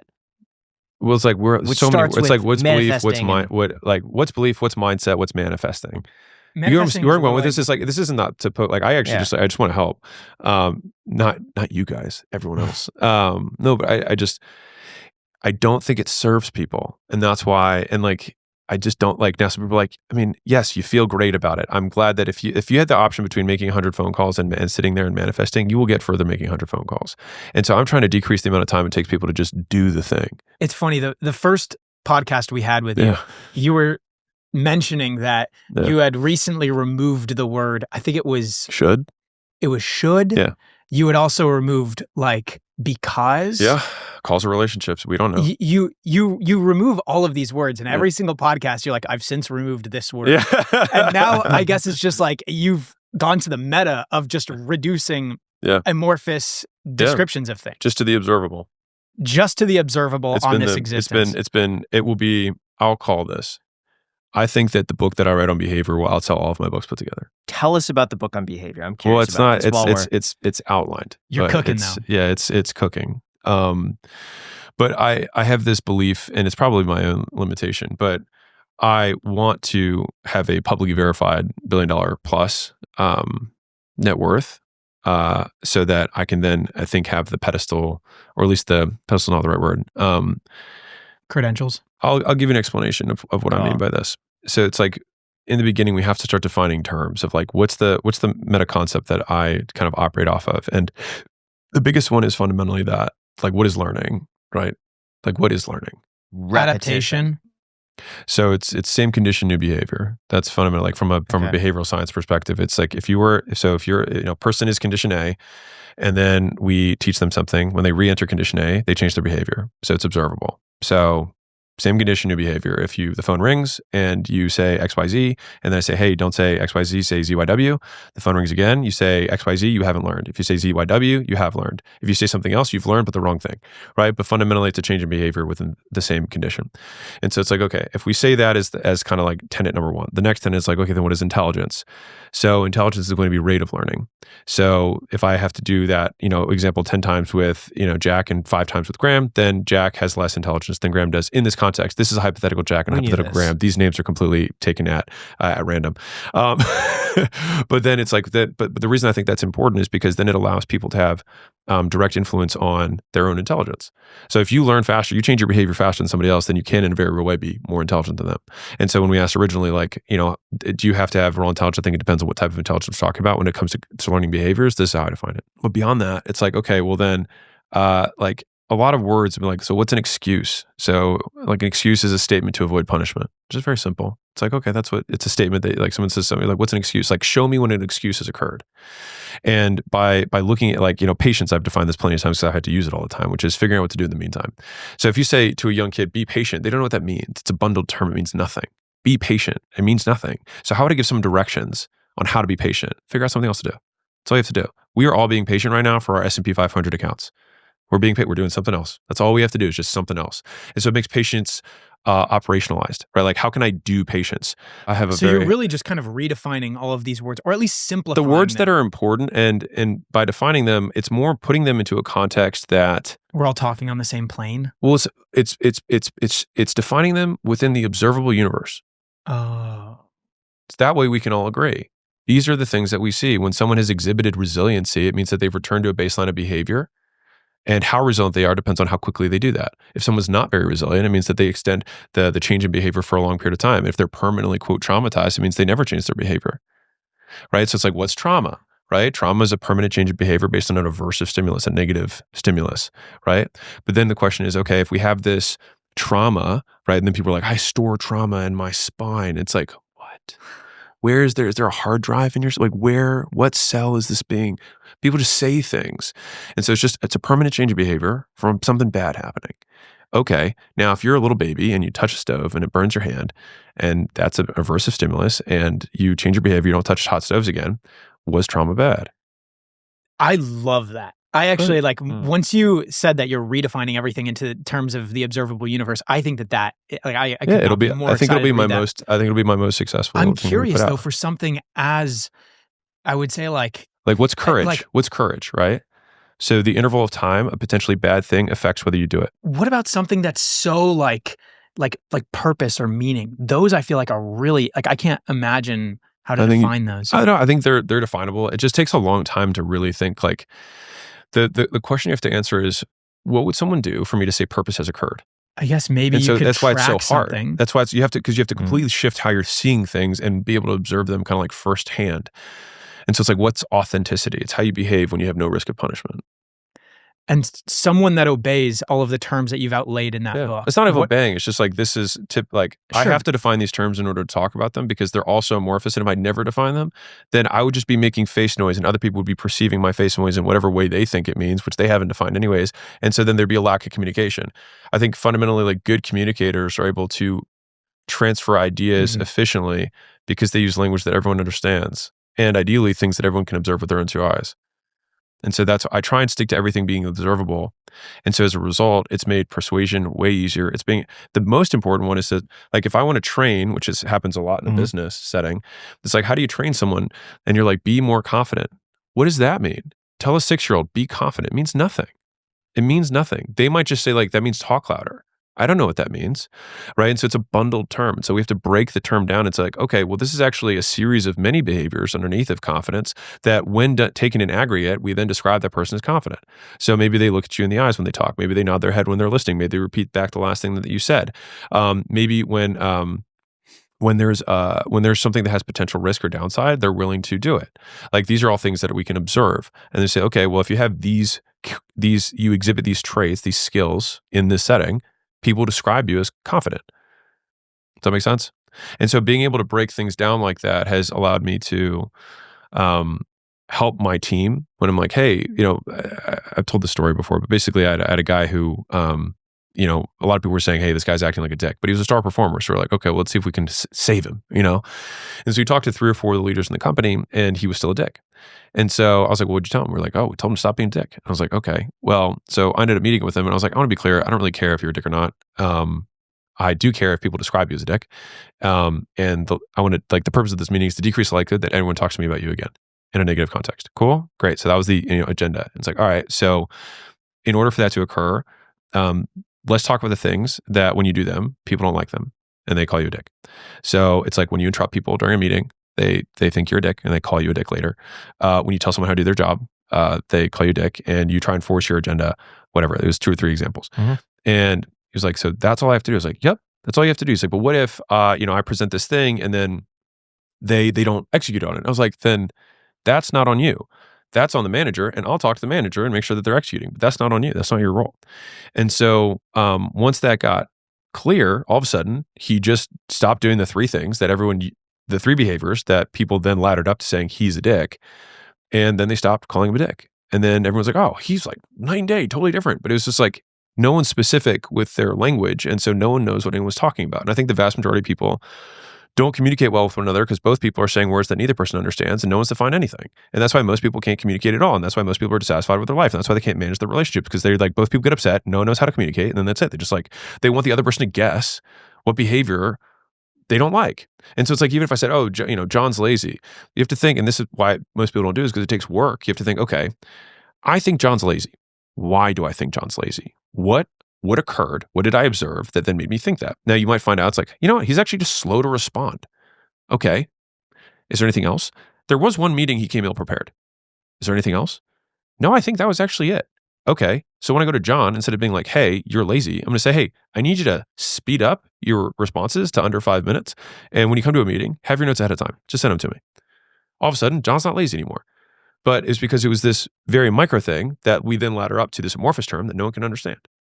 And so this has been a huge area of interest for me in defining reality. And I think that, honestly, it's helped me navigate reality really well and make higher quality decisions. If someone reads this book, how would it be actionable for them to get those ideas across with somebody else who hasn't read the book? And they would have to define the terms. They have to define the terms. It's getting a complicated word and then simplifying it into the layman. Right. So then we don't have. Well, they're currently not communicating with that person.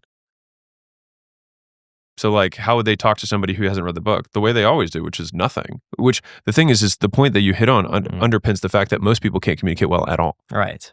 And so if a lot of people want to be different than they are, and I am, first in line on that. There are many things that I've wanted to be different about myself for a very long period of time. And this book and these ideas have been the culmination of trying to change these things about myself. I would say I want to be more authentic. And I'm like, well, what's authenticity? How do I be more authentic? What do I do? Well, it's like, okay, well, authenticity is how you behave when there's no risk of punishment. And so if there's no risk of punishment, how you behave, basically, if you're alone and no one can find out about what you do, that's you authentically.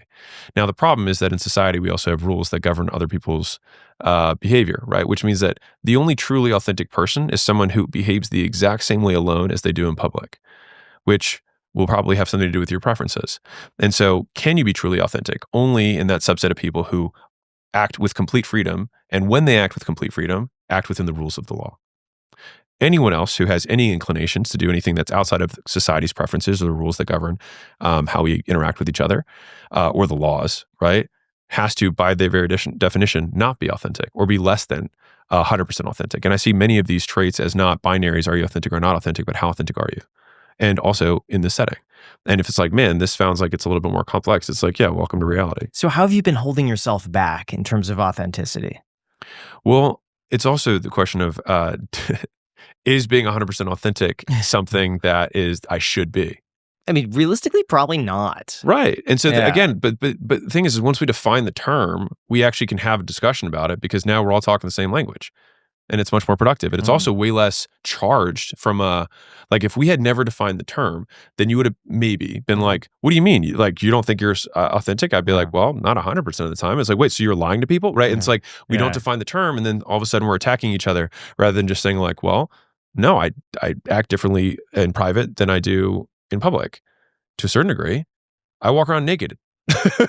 Like if I walk around naked in public, that would probably be, but I'm being a little bit inauthentic right now. I'm wearing clothing. I normally wouldn't wear clothing, right? You know what I'm saying? Like, and so again, that what it does is it adds nuance. But B.F. Skinner, who's a famous behavioral scientist, said, if many variables exist, many variables must be studied. And so a lot of people want a very neat box with clean lines and say like, this is the way it is. And I don't think reality is that way. Like, it's not, is this person honest or dishonest? It's how honest are they? How loyal are they? I'm curious, you take a blank slate person, they read and apply everything that you write in this book. What does their life look like a year down the road, 5 years down the road? Great question. So the book will by no means be a, here's how to live life, because that assumes that I know and that I think they should do something. I think it's more, if you want these things, these are the recipes for achieving them.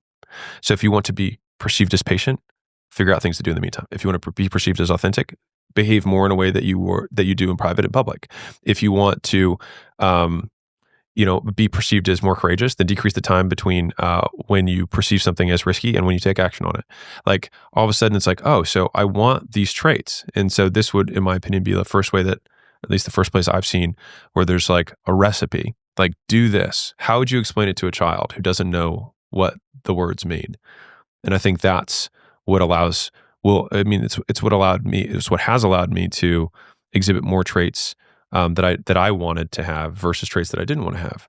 And until I had that, I just was like, why do people describe me this way? And it's because I couldn't break down what I had to change about what I did to change basically reality. You're in a great position to talk about it too. It's interesting because you've mentioned this years ago that you had an issue, I think it was with anger. And you also had the patience thing. Yeah. But it does appear as though you've made pretty significant strides in applying corrective behavior to those more on patience, traits. Less on anger, but better. And how does anger affect negatively maybe your business or your life? Like, what have you noticed? Okay, well, I'd say that the negative effects of anger for me have probably just come in almost entirely from the way that people treat me, not in terms of negative outcomes business-wise. I think the reason that I still have anger is because it has served me. So I think we repeat things that have served us in the past. And so I think one of the reasons that people misunderstand why they do things is because people ask the question, what triggered that? You ever heard that? It's like, oh, something triggered this behavior. But it's not about what happened before. It's about what happened after, the last time you did it. So I'll give you a real example. So if Layla gets upset, and this is something that I've really actively worked a lot on.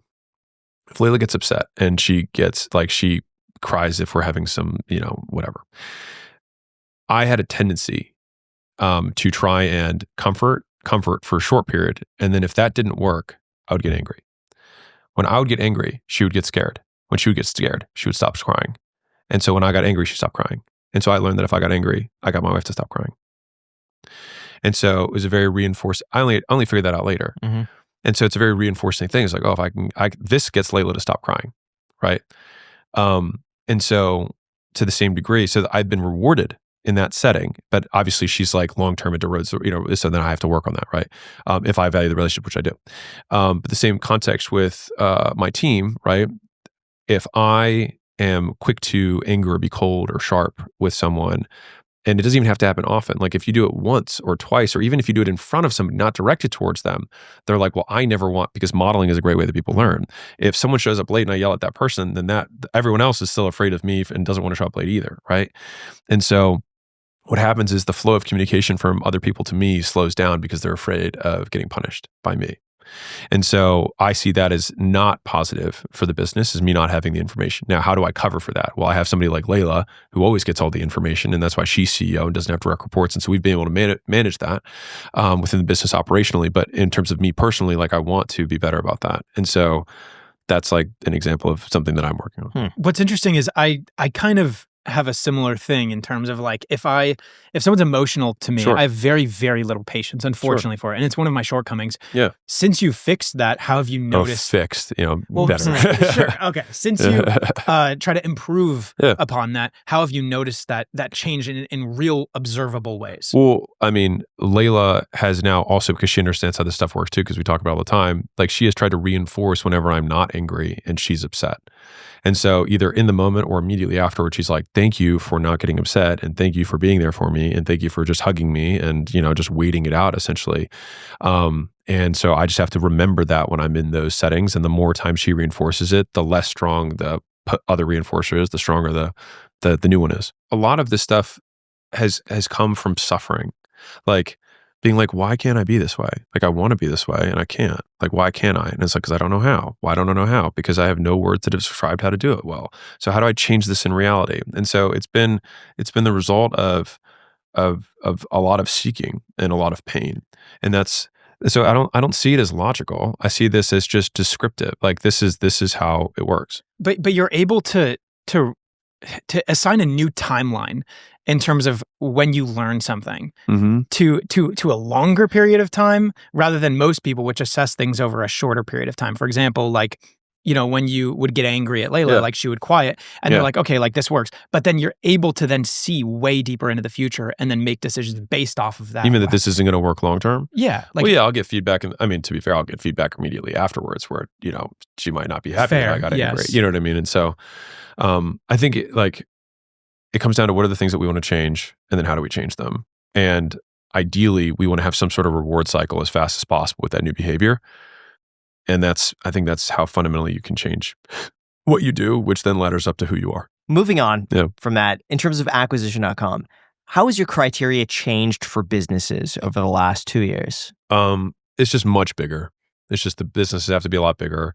They have to be billion-dollar opportunities now. When I first started, I think, honestly, the goal was like $50 million opportunities. And then it became like $250 million opportunities. It's almost like 5X'd actually, like every like 18 months or so, it's almost 5X'd. So how does it work exactly? A company reaches out to you and they say, hey, we want to They'll go through acquisition.com on the site and then... And what do? They submit their info that they want money or they want to sell, or what? It depends. What is it? So we basically have three kind of places that someone can go. So for like seed capital, SaaS, software type startups, we have ACQ Ventures, which is our venture arm.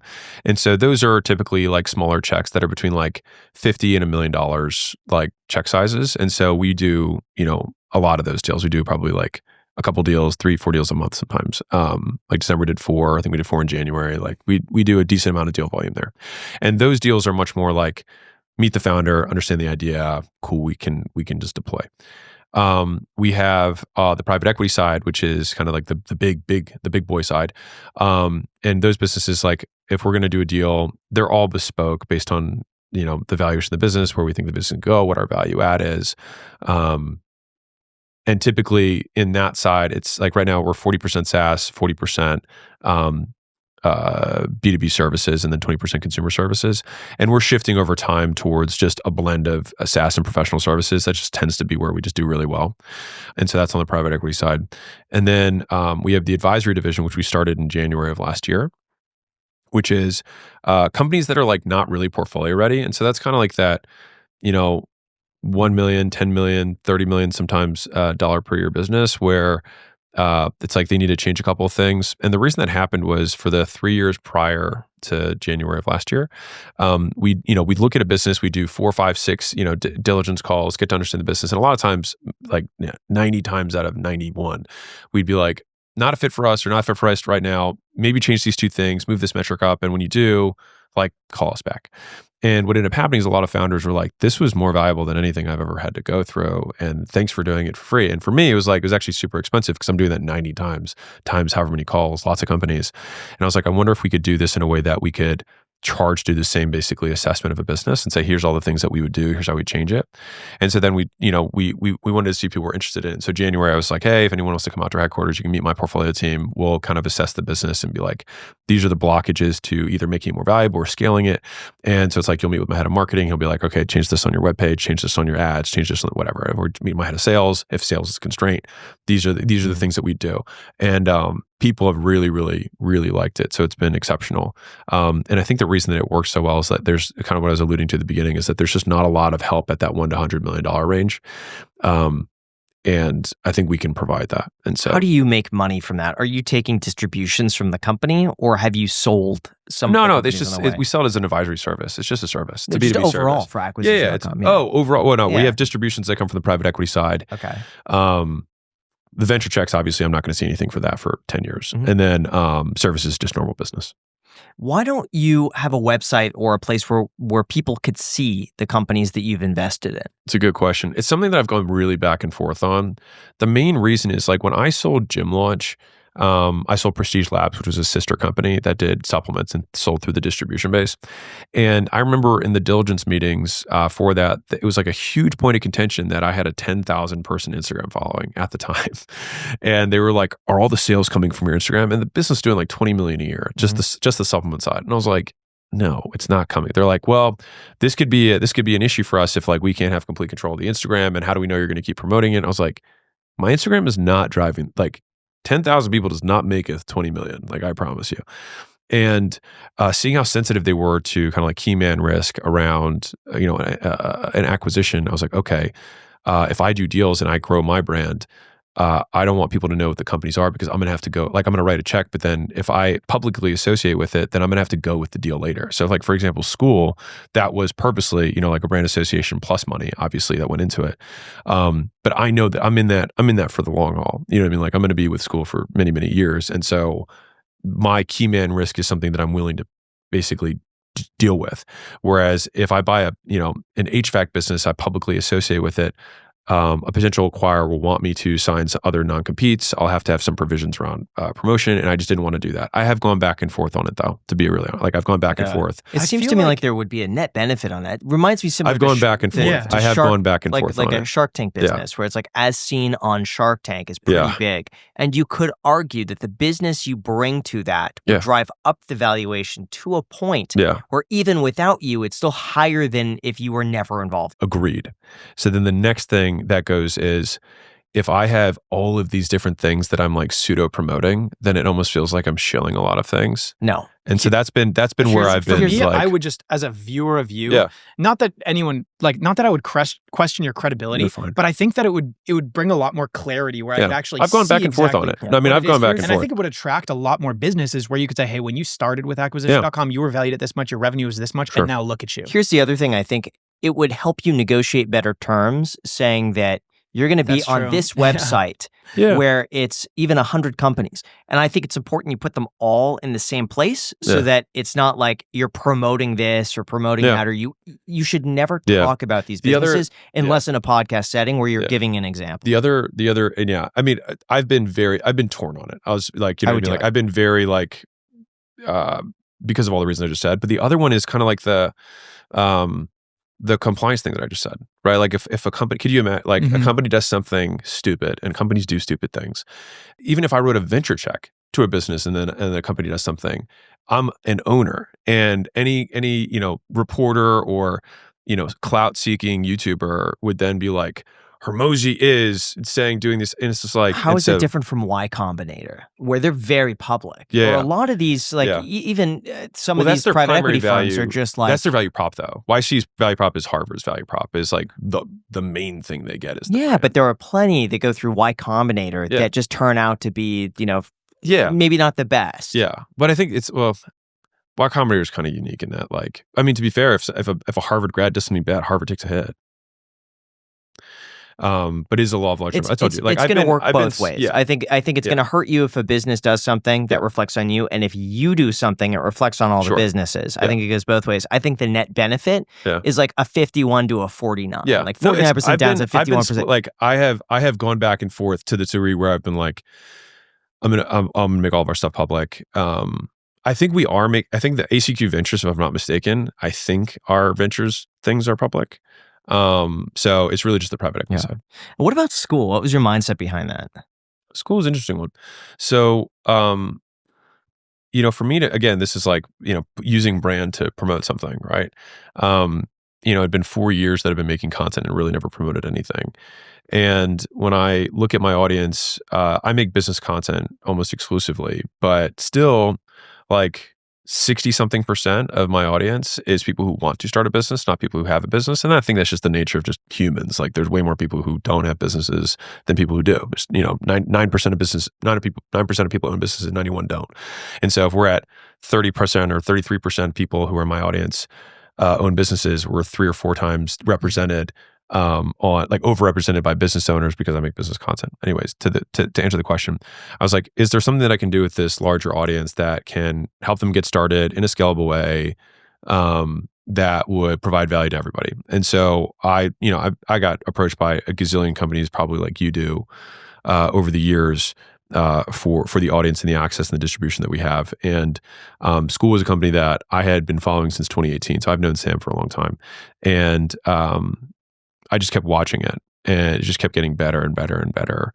And it's just like all I heard was good. It was just all good word of mouth because I'm so concerned with my reputation too that I'm like, if I promote anything and it's not awesome, you know what I mean? Like I could take a hit. And so that company was just compounding month over month over month, just on word of mouth. It had zero marketing whatsoever. It had amazing customer retention in terms of people who started communities, and also member retention, people who are in communities. So it's like people are in there getting good experience, people who are starting communities are getting good experience. And I think that there's a big movement in general, like meta, towards communities overall. And so I thought, like from a macro perspective, I think it's it was well timed and well placed. And then beyond that, from a long-term strategic perspective, like it has network effects built in. And so even in an AI world, like I think it will do great. And so for all those reasons, it was also something that would work for people who are just getting started. And so that's why I invested in Skool and then I promoted it. So I thought it would help the 60-something% that didn't have businesses get started. And also for the 30-something% of people who had businesses who wanted to start, you know, like have a place that's not like an email list for all their people to house. I saw it as a much better option than like a Discord or. Do you worry when it comes to Skool? The one thing that I've seen in terms of a bit of a complaint seems to be that there is at some level this like MLM aspect to it, where I've seen schools that people promote that teach you how to make money on Skool. Yeah. So like a school for school. I think that's just going to happen no matter what. Like there's YouTube channels about how to make YouTube channels. There's like, if there's anything that someone has figured out to generate a living, then there's going to be people who sell how to do that thing. And so I think if we chunk up a level, the question is there something wrong with that? Right. And then number 2, the MLM component. So I can break that into 2 parts. The MLM thing is just like, we have a referral commission, which is like not a very uncommon strategy. And the internet, affiliate. The internet doesn't really deal with nuance, but it's not like it's multi-level. An MLM has multiple levels. This has one. You refer a friend, you get a percentage. Like a credit. Like anything. Like if I refer you business, you probably give me 20%. So like, you know, whatever. But yeah, that's just because the internet doesn't deal with nuance. So that's the not MLM, the single SL, the single level marketing that exists there. In terms of what people do with their community, we're pro free speech, anti-censorship. Like if it's legal, you can have a community about it. You know, if you want to have a community about painting, have a community about painting. If you want a community about Facebook ads, have a community about Facebook ads. You want a community about finding the perfect cologne for you, you can have that. You want to have one about painting model cars, you can do that. You want to have about making sick beats. I'm just naming off the top of my head, all different communities. And if you want to have one on how to make a school community profitable, like, we're not going to say like, you can't start a community about that. Like, how could we do that? We have millions, we have tens of millions of users, tens of millions. It's very big. It's much bigger than people think it is. And so like, either you have to start saying, making this rule and that rule, and then you get down the whole rule strap, or you just say like, you can make a community about whatever you want as long as it's legal. And that's where we decided to draw the line. Should we create a community about how to podcast or just podcasting? You could. I'm sure it'd crush. You think it would crush? Would it? Yeah. I don't know. Graham and I, we've been thinking about making content, like talking about production equipment. Isn't that MLM researching? A podcast about how to podcast? But then you have to ask, is there anything wrong That's about why Jan loves it. Right. Exactly. And this is a great question is and so what?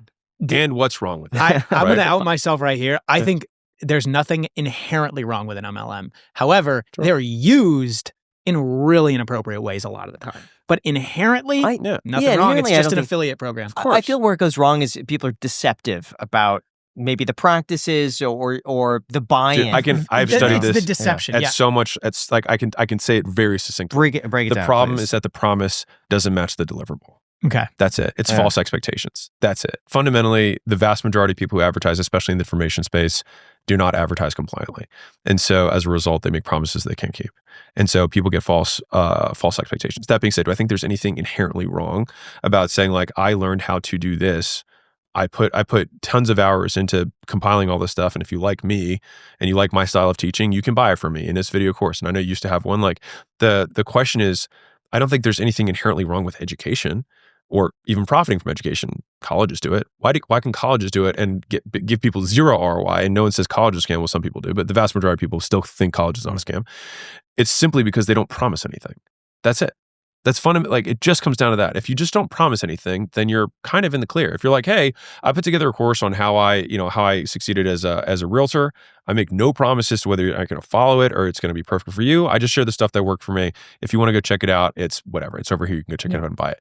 I don't think anyone's like, screw this guy. Now, some people will be because that's the internet. But like anybody what I would consider to be reasonable, no. And I think to a large degree, like we can't listen to everyone because you will have people who are just upset about you not sharing your stuff as people who are upset with you sharing it. And so might as well upset the people who don't pay you.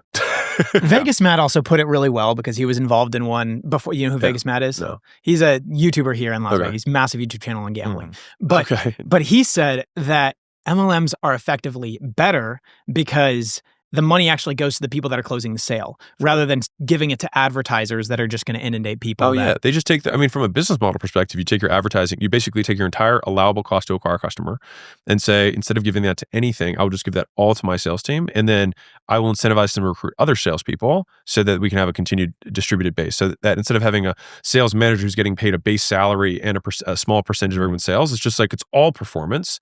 And having the multi-level structure allows you to recruit teams just like you would in a business. Wait, all businesses are pyramids. Are all businesses pyramid schemes? Like, come on.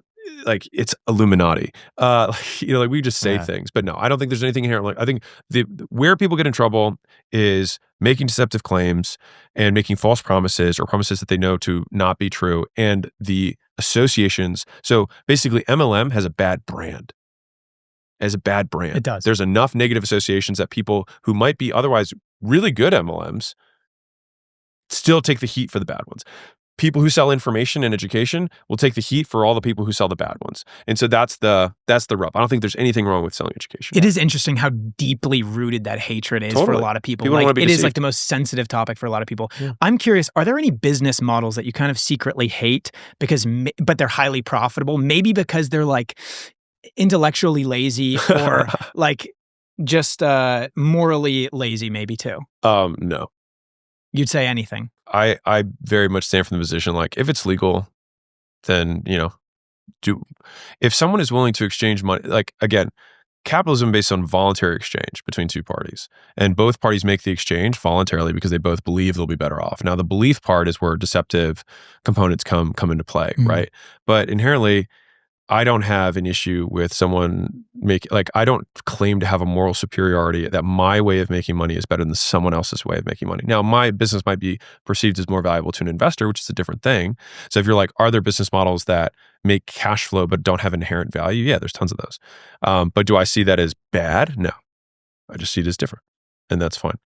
So if someone were to take Skool as an example and just copy it and do their own thing, why do you think that business would fail? Network effects. We already have tens of millions of users. It's very hard to do. And what if that It's also the details. Why doesn't someone just copy Facebook? It's like they could just copy it exactly. It's like, the people aren't there. What if there's another influencer who's backing like Skool2.0.com, let's just say?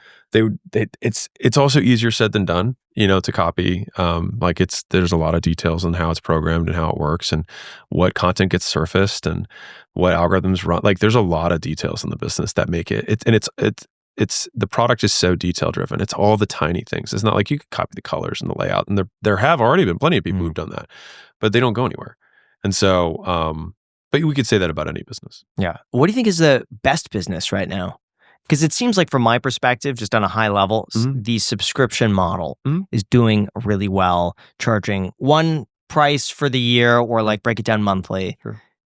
That seems to be the new thing. So like, what's from your perspective? What changes? Is that in like the digital creator space? Generally, yeah. But every business has gone to now the subscription model. Like I'm paying more. I remember when I used to be able to buy Adobe Photoshop for like $100. Yeah. And now it's like $30 a month or like $40 a month for the same thing. Yeah. Is it a ripoff, or if we're willing to pay for it, it's just an appropriately priced product? I'm extremely willing to pay for it. Yeah. Oh, yeah, no, if anything, it's a good deal. Shout out to Adobe. If you want to sponsor us, please. Yeah, we'll be an affiliate. I would love that, man. I would be shilling Adobe all the time. Well, you believe in it. That. Yeah. Maybe you should reach out to them. I feel like you'd push it so hard. It's worth it. Yeah, and it's a great deal. No, it's not expensive. It's incredibly worth it. But you know what? Anyone with half a brain would want to buy. Link down below. Get $15 off. But you know, before you go into that, I will say the biggest benefit or the best business that gets shit on all the time, YouTube Premium.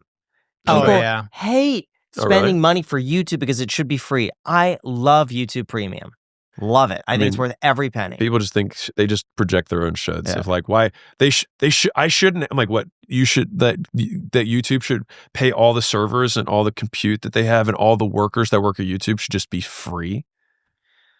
Like it's just this demand of the universe that like everything has to be given to me, or else I'll be upset. I think we'll be upset a lot. We make more money if people watch the ads versus getting YouTube Premium and watching the video without the ads. I think the ads pay more, all things considered. YouTube claims that the premium views are worth more. Which I would believe, because if they're paying $15 a month, then you just kind of have to. But then you just kind of have to do some simple math, and they need to watch like 1 million videos in a month. I don't know the breakdown on that. So I will answer the question that you originally asked, which is why is the subscription economy like doing? I'll just only answer specific to kind of creators, because I have a ton of obviously with Skool, and then I am being one myself. I actually just think that there's never been more creators, and at the same time, there's never been less trust. And so people don't trust other people as much. And so people are consuming significantly more content prior to making a purchase. And the purchases they make in general, the first purchases are lower ticket on average. So maybe 10 years ago, people would immediately like see one video, hop on the phone and pay $5,000 for something or $10,000 for something. And that's just, it's significantly less likely now. And they're far more likely to grab a book or grab a $29 thing that they can try and see if the quality of the product is, or the quality of the community, the quality of the subscription is what they deem it's supposed to be worth. And then they're willing to, pay them for a more expensive thing. So I think that what is more publicly seen is the subscriptions. I still think many of these businesses that do bigger profit numbers tend to also still have backends that are more premiumly priced, either in terms of services or products or whatever. But the thing that is advertised on the front end for the vast majority of people, kind of like you have your top of funnel shorts, and then you have your longs, and then that converts into your kind of like low ticket. And then that ladders up into the, 5% of those people or 10% or whatever percentage ascend into, a higher level. In terms of hiring people, how do you spot an A player? I will say that I have yet to have an A player that I don't know is an A player within the first week or two. So, what are the signs? What are the signs? They meet, so like support, right? They decrease the likelihood of failure. So they are taking things off my plate really quickly. And they're proactive in terms of their decision making and the actions that they take. A lot of it is really just a tremendous amount of activity. High activity, high alignment. If you have both those things, you have somebody who's moving a lot of things in the right direction. And ideally, you get a lot of attention back. And so like if my life gets worse when someone starts, that's a bad sign. And if my life doesn't change when they start, that's also not that good of a sign either. Now, of course, there's a little bit of onboarding. You're going to have some of that. That's sure. But like, by and large, I want to see some dramatic changes in how my time is getting allocated from bringing somebody in, especially if they're taking things off my plate. But I think that works at all levels. And what's one of the things that you still insist on doing personally, even though you could outsource it? Well, all the books. I write all the books. I write all my emails. I do all the recording. Tweets. All the tweets are mine. Honestly, every piece of written word that comes out of acquisition.com is me. And that is a huge amount of work. And so it's either me because they took it as a transcription from a video that I talked, or I wrote it. There's only one exception to that. But LinkedIn, same thing. Facebook, same thing. It's all tweets are actually we were talking about this earlier, but tweets is my biggest secret weapon for how I create so much content. It's everything. It's the wellspring. So the tweets are my stream of consciousness in real time. And then those tweets become tweet reels. They become shorts. If they're high performing, I'll just say them. Many of those shorts put together become longs. That'll be, business advice or brutally honest, advice I wish I had, things like that. It's just 20, 30 tweets put together with a little bit more anecdote. LinkedIn posts are multiple tweets along the same thing put together. Facebook, same thing. So like TikTok, same thing. Like everything actually, and my emails are high performing tweet concepts that then get repurposed into email. So everything stems from like that one stream of consciousness. And I think like as a creator, you have to find whatever that lowest friction method is for you. I always used to email myself like ideas, quotes, lessons, thoughts. And I used to use that as my method for making podcasts. And then I just had this like realization of like, instead of just like emailing myself, I could just email the world via tweet.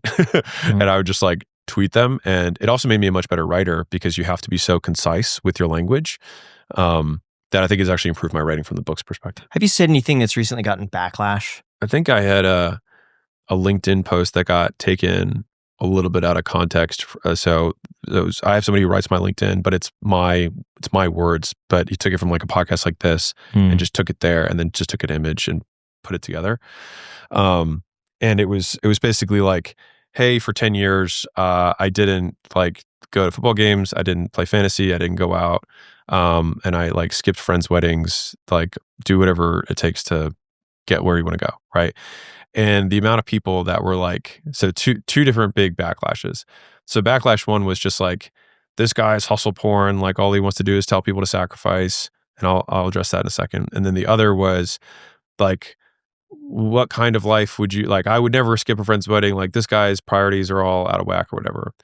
And so both of them come down, I think, kind of like do you have an issue with somebody's business? Is like, do I have an issue with how someone lives their life? No. It's like different destinations. Like there's a guy who like is probably a lifestyle entrepreneur and likes to like talk shit about my stuff. And like I make in like a week what he's makes in a year. And he's a big, whatever. And all I can think of when I say is like, we have different goals, dude. like we have different goals. Like I don't like, of course, like it's like looking at professional bodybuilder, like, and he's like, well, I train twice a day and I weigh all my food and like I get massages and I do stretching and it takes me about 5 or 6 hours a day to do, all the bodybuilding stuff that I do. And then some CrossFitters like, that's ridiculous. I only work out 3 days a week. This guy is trying to give you bodybuilding porn. It's like, bro, he's way bigger than you and he has different goals than you do. And so, it's just this whole idea of like should-itis, of like they shouldn't do that. They should do it my way, which fundamentally just is like, my life is based on my preferences and their life is based on theirs. Duh. And so if you want to go to your friends' weddings, by all means, go to your friends' weddings. I don't care. You know what I mean? Like if you want to have a dog, have a dog. Like I share the things and like the one line that I repeat over and again is like, my life is a documentary, not a sermon. I'm not telling people to do things the way I do them. I just share what has worked for me. And if it works for you, great. And if it doesn't, I love you all the same.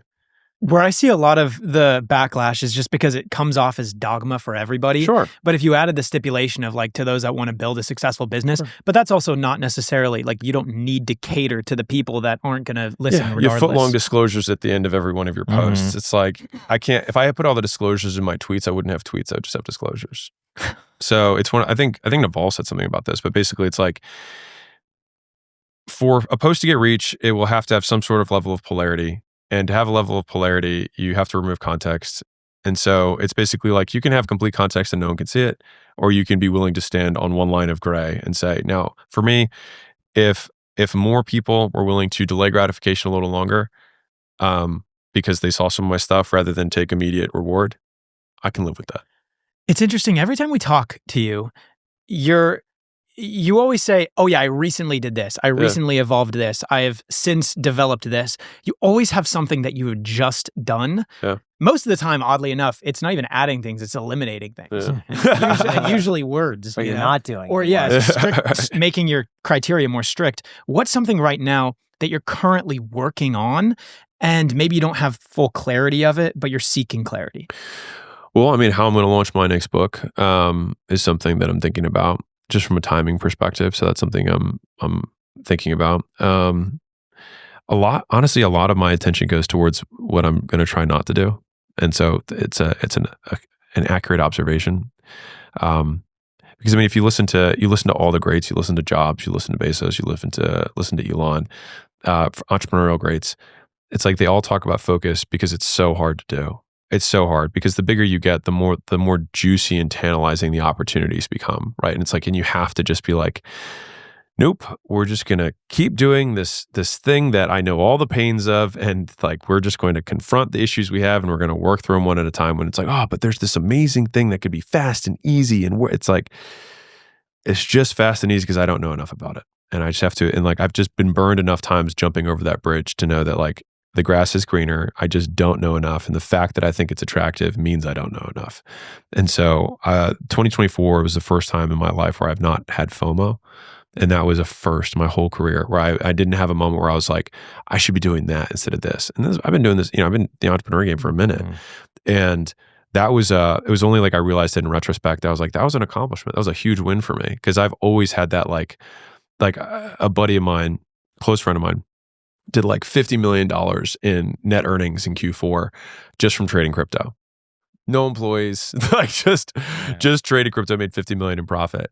And I remember thinking in that moment, I was like, good for you, man. Like, no idea how you do it.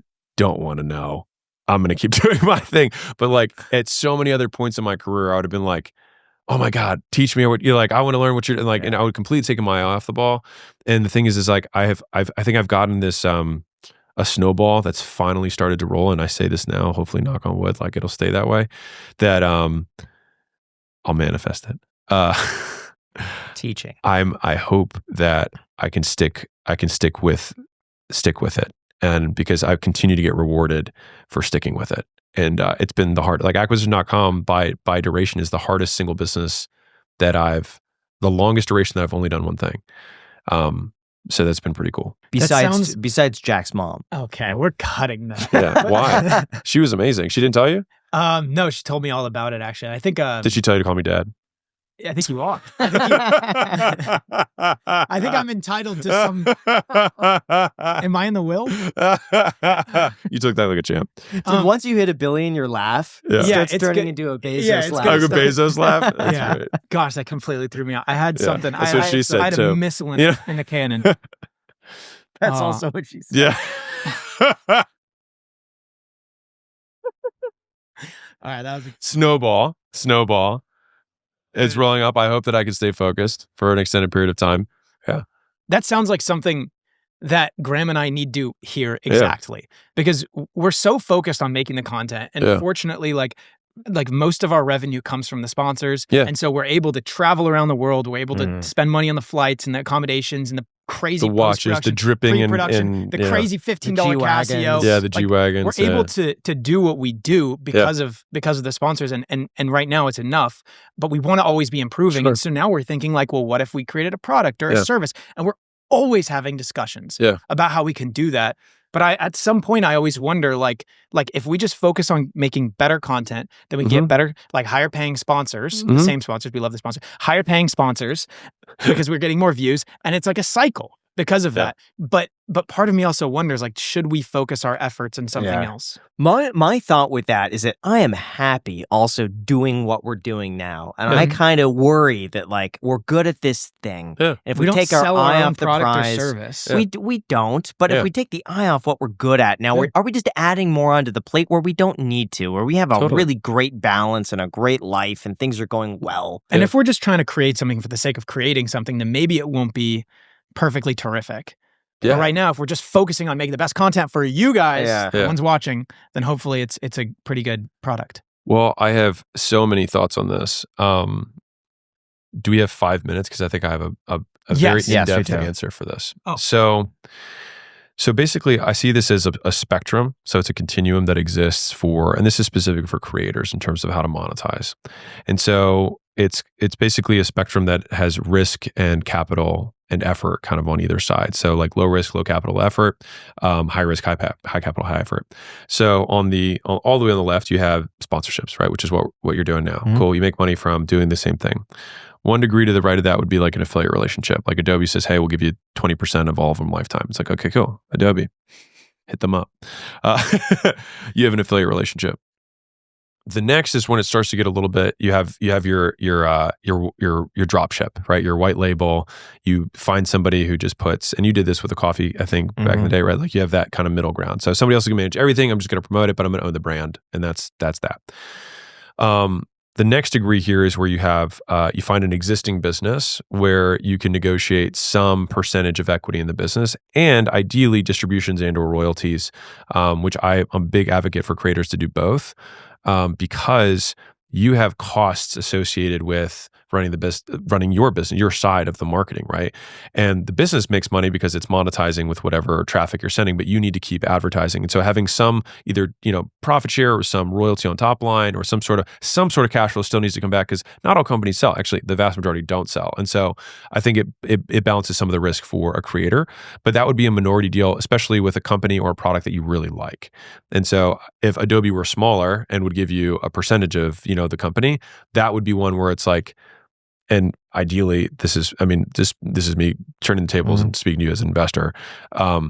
It's the best is when you can write a check to, because then it's like, there's no expectations. I'm going to promote this because I believe in it and because I want it to grow and I want to get a crazy return on the money that I put into it. And so you'll have some blend of that deal, but usually for minority stake and maybe some performance tranches that kick in based on, how well you do it. And then the final one, the final frontier is where you actually like do everything yourself. Like the whole thing, soup to nuts, is like you're starting a business. That's, Jimmy with Feastables, right? Like he's really just starting a chocolate thing and finding cocoa nibs in Africa and doing all this stuff, right? And so the upside is typically higher on this side, lower on this side in terms of the enterprise value of what you're promoting, but so is the risk and the difficulty. And the idea that I think a lot of people miss out on is like, it's so much about the partners that you're bringing in on this side that they have to, like, in my opinion, for a true partnership to work, they have to be able to be successful without you. And if they're already growing, they're already successful. This is like Skool. Like Skool's gonna be successful either way. I just want to pull the future towards us faster. You need a partner who is as good as you are or better. Ideally, just amazing at that thing, and you're amazing at this thing, and then it's like the sum of the parts is where the magic happens. But that's basically the continuum. But if you're going to do anything to the right of center there, and you're not just like, I'm either sponsoring or doing an affiliate deal, I think you can do, like, I think the best deals is kind of like the Skool deal, where you put cash in, you buy a big stake, you also promote. Like, those are deals where it's like, I think, again, in terms of behavior, what is this going to change about what I do? And I would like to do deals that change as little or nothing about what I do. If I'm always going to make content anyways, and I'm already getting 2/3 of people who want to start a business, then I don't need to change anything. Now, it's still high leverage because I just point them in a direction. I'm like, hey, I vetted this. I think it's awesome. I think it's a really good product. Check it out. And it's a free trial. If you don't like it, cancel. Right? That is basically and I would use that if I were you guys as my decision-making variable, which is, you both accurately said it. We're really good at this thing. And the more we do this thing, the better we get at it. We get more views. We get the sponsorships continue to grow. Fine. We can do some of these other deals as long as it changes nothing about what we do. And so I think that's the frame that you have to enter those conversations with, which is like, I'm already sponsoring. So me slotting your product in, which I also happen to own a piece of and get some kickback on, it doesn't change anything about what we do. But then that gives you some long-term upside and maybe a higher distribution. This would be really interesting. How about this for anybody watching? If you have a business that you think would align with what we're doing and you want the distribution, I'd be really interested to see who reaches out from this. That's a great idea. And also Adobe. And also, if you guys would be interested, if we were to create, because Graham and I have thought about this, and we've helped a lot of people just in consulting with content, specifically podcasting. If you guys think that there would be demand for that, so that's something that you'd want to see. If we went all the way in depth, pre-production, production, post-production, research, etc., let me know. I'd be open to that too. Yeah, I tried something on my own. I'll just talk about it briefly. I put a little feeler out there for like a networking community. And I was shocked. We've got thousands of people who reached out who said, I just want to be a part of a network of like other entrepreneurs. A community on Skool, perhaps. No, so we started at the very top of the list, people who made more than 10 million a year. And I just didn't even think of, I just wanted to go and talk to these people. I probably talked to like 20 people. It's the least scalable thing I could possibly do because I'm like talking one-to-one with certain people. It's not. Okay. Not when people want. Don't go up against. I see that focus in his eyes. Don't go up against that. But so far, we got a group of like a dozen people who are doing over 10. Who are doing over 10 million a year. And it's just the coolest group of like it's something magic when you have a small community like that versus something that's too big. I'm big on communities. But I say when it's not scalable in the sense that once you get, it seems like from I've spoken with quite a few people on this. Once you get more than like 30 or 40 people, you start to lose that one-on-one connection that made it special in the beginning. It's really about subgroups. So if you look at like, is it scalable at the current model? No, but our community is scalable for sure. So if you look at, you look at Y Combinator, they have a much larger community than that. It's really cool. If you look at Vistage, which is a community model. If you look at YPO, if you're familiar with them, Young Professionals Organization, they run, they're national and they have chapters, but they keep the forums to like 8 people. And so that's how they keep you have access to the whole network because you're like, oh, I'm also a YPO person. I got vetted. I'm above a certain level. So you have that kind of cred, but like the actual super close knit group is like 8 people and they meet in person. And so that's why I think for sure there's demand for something like that because all successful people want to be around other successful people because it's really lonely. That was the one thing I was surprised about when I was speaking with all of those people. Only one of them said that their goal was to make more money. Only one. And that meant that maybe 30 people said, I don't care about making more money. All I care about is meeting other people who share the similar problems that I've gone through. Lonely. And most of the problems are pretty surface level, it seems like. And it's like tax planning, estate planning, raising a family, random business issues that come up, inheritance, whatever. Things like this. But I was shocked how common everybody, all the commonalities between everyone. Human problems have existed for human lifetimes. So I thought that was interesting. Yeah. What is your experience of loneliness? I really like being alone, so I don't get super lonely, to be super like candid with you. I think that there are experiences that feel isolating where you're like, no one else is dealing with this. But usually isolation is kind of like shame. It only exists in the dark. Like if you go out and say like, hey, I'm dealing with this thing with my marriage, I'm dealing with this thing with my weight, I'm dealing with this thing in business, like there's a zillion other people who are dealing with that. My mom used to say this thing that I really liked a lot. The news is always the same. It's just the names change. And I just thought that was actually like pretty profound. It's like if you look at the headlines of the news, it's like, banks default, interest rates up, housing crisis. Like it's like those headlines have existed for a very long time.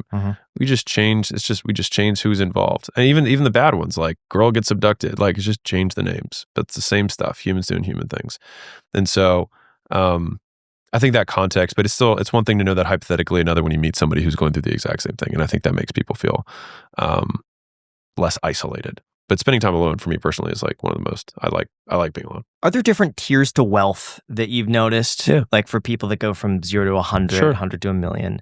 What are those tiers and when do you see diminishing returns? I think Felix Dennis has a book called it's like How to Be Rich. I think it's How to Be, I'll Teach You to Be Rich or How to Be Rich, something like that. Anyways, it's funny, but like the first chapter, he breaks down like 11 levels of wealth. And he says basically, after $400 million liquid, he's like, that's when you're truly wealthy. And he was worth that much money. He's like, at that point, it's like, you can really do whatever you want. I do think that the jumps are much smaller in the beginning in terms of what makes a really big difference. I think going from anything to about 6 figures a year is a material change. I think going from even 10,000 a month to 20,000 a month is a significant change. Going from there to about 40 or 50 is another change. And if we think about like how we're defining the change, it's usually like, what are the variables that affect someone's daily living? So it's going to be where they live, the schools that their kids can go to, the vacations they can take, where they can stay, the food they eat, the clothes they wear. Like those are all, but almost all of those are affected mostly, I would say like up to kind of like that 1% earning level, which is about $500,000 a year. Now you can live a baller lifestyle 500, but not really save anything. And so if you're a responsible saver, it really depends on your saving I'm actually a lot like Graham, believe it or not, even though I spend money because Layla spends money, but like by percentage of income, I spend a very small percentage of my income. And so it really just depends on your appetite for saving versus spending. And I think that's entirely personal because it's really just a question of risk. Like how much risk am I willing to take on? But beyond that, that's just a ratio. But after that, it's like, you have nicer and nicer houses. You go on nicer and nicer vacations. You travel private. Maybe that's at a couple $1,000,000 a year. You start traveling private. After that, again, it's just like you're buying boats and you're buying houses. Like you can't, at a certain point, you really can't consume any more of it. I will say this is that I do think that, and this is controversial, but I do think that money, because they had a study, it's like up to $70,000 a year, and now like inflation adjusted, it's probably closer to 100. I actually think it continues to go up beyond that, but I think the problem is that people have a skill deficiency in terms of how to spend money.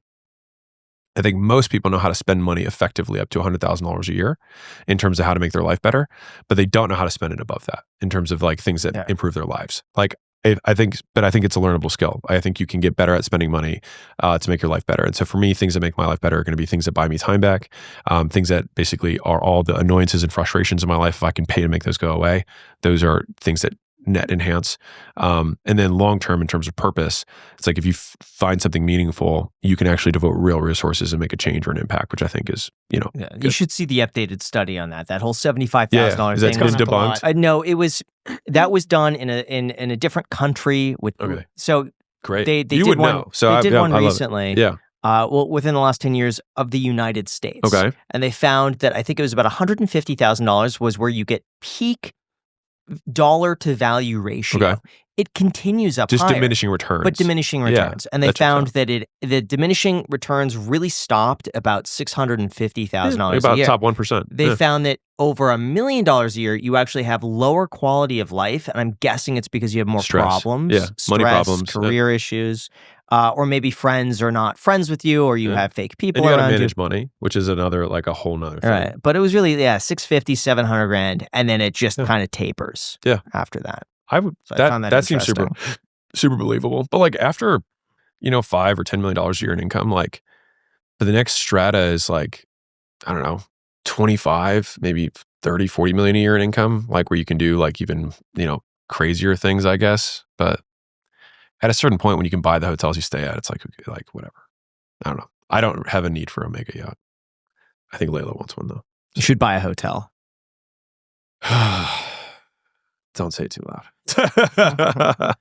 Alex, thank you again for coming on the podcast. It's always great to see you. Yeah. This is your 5th time on, believe it. Is it really? It is. Yeah, we've had no other guests that's come on if we count the you and Layla, the duo show. Yeah. Okay, the duo show. That's fair. Yeah. Yeah. Well, that's cool. Maybe in a year, guys, you'll see him back on. Once a year. Hopefully. And we'll see what he's eliminated from his life 1 year from now. I've eliminated happiness from my life. Which I've just seen it as a distraction. Just don't eliminate podcasts. How's that? Just for us.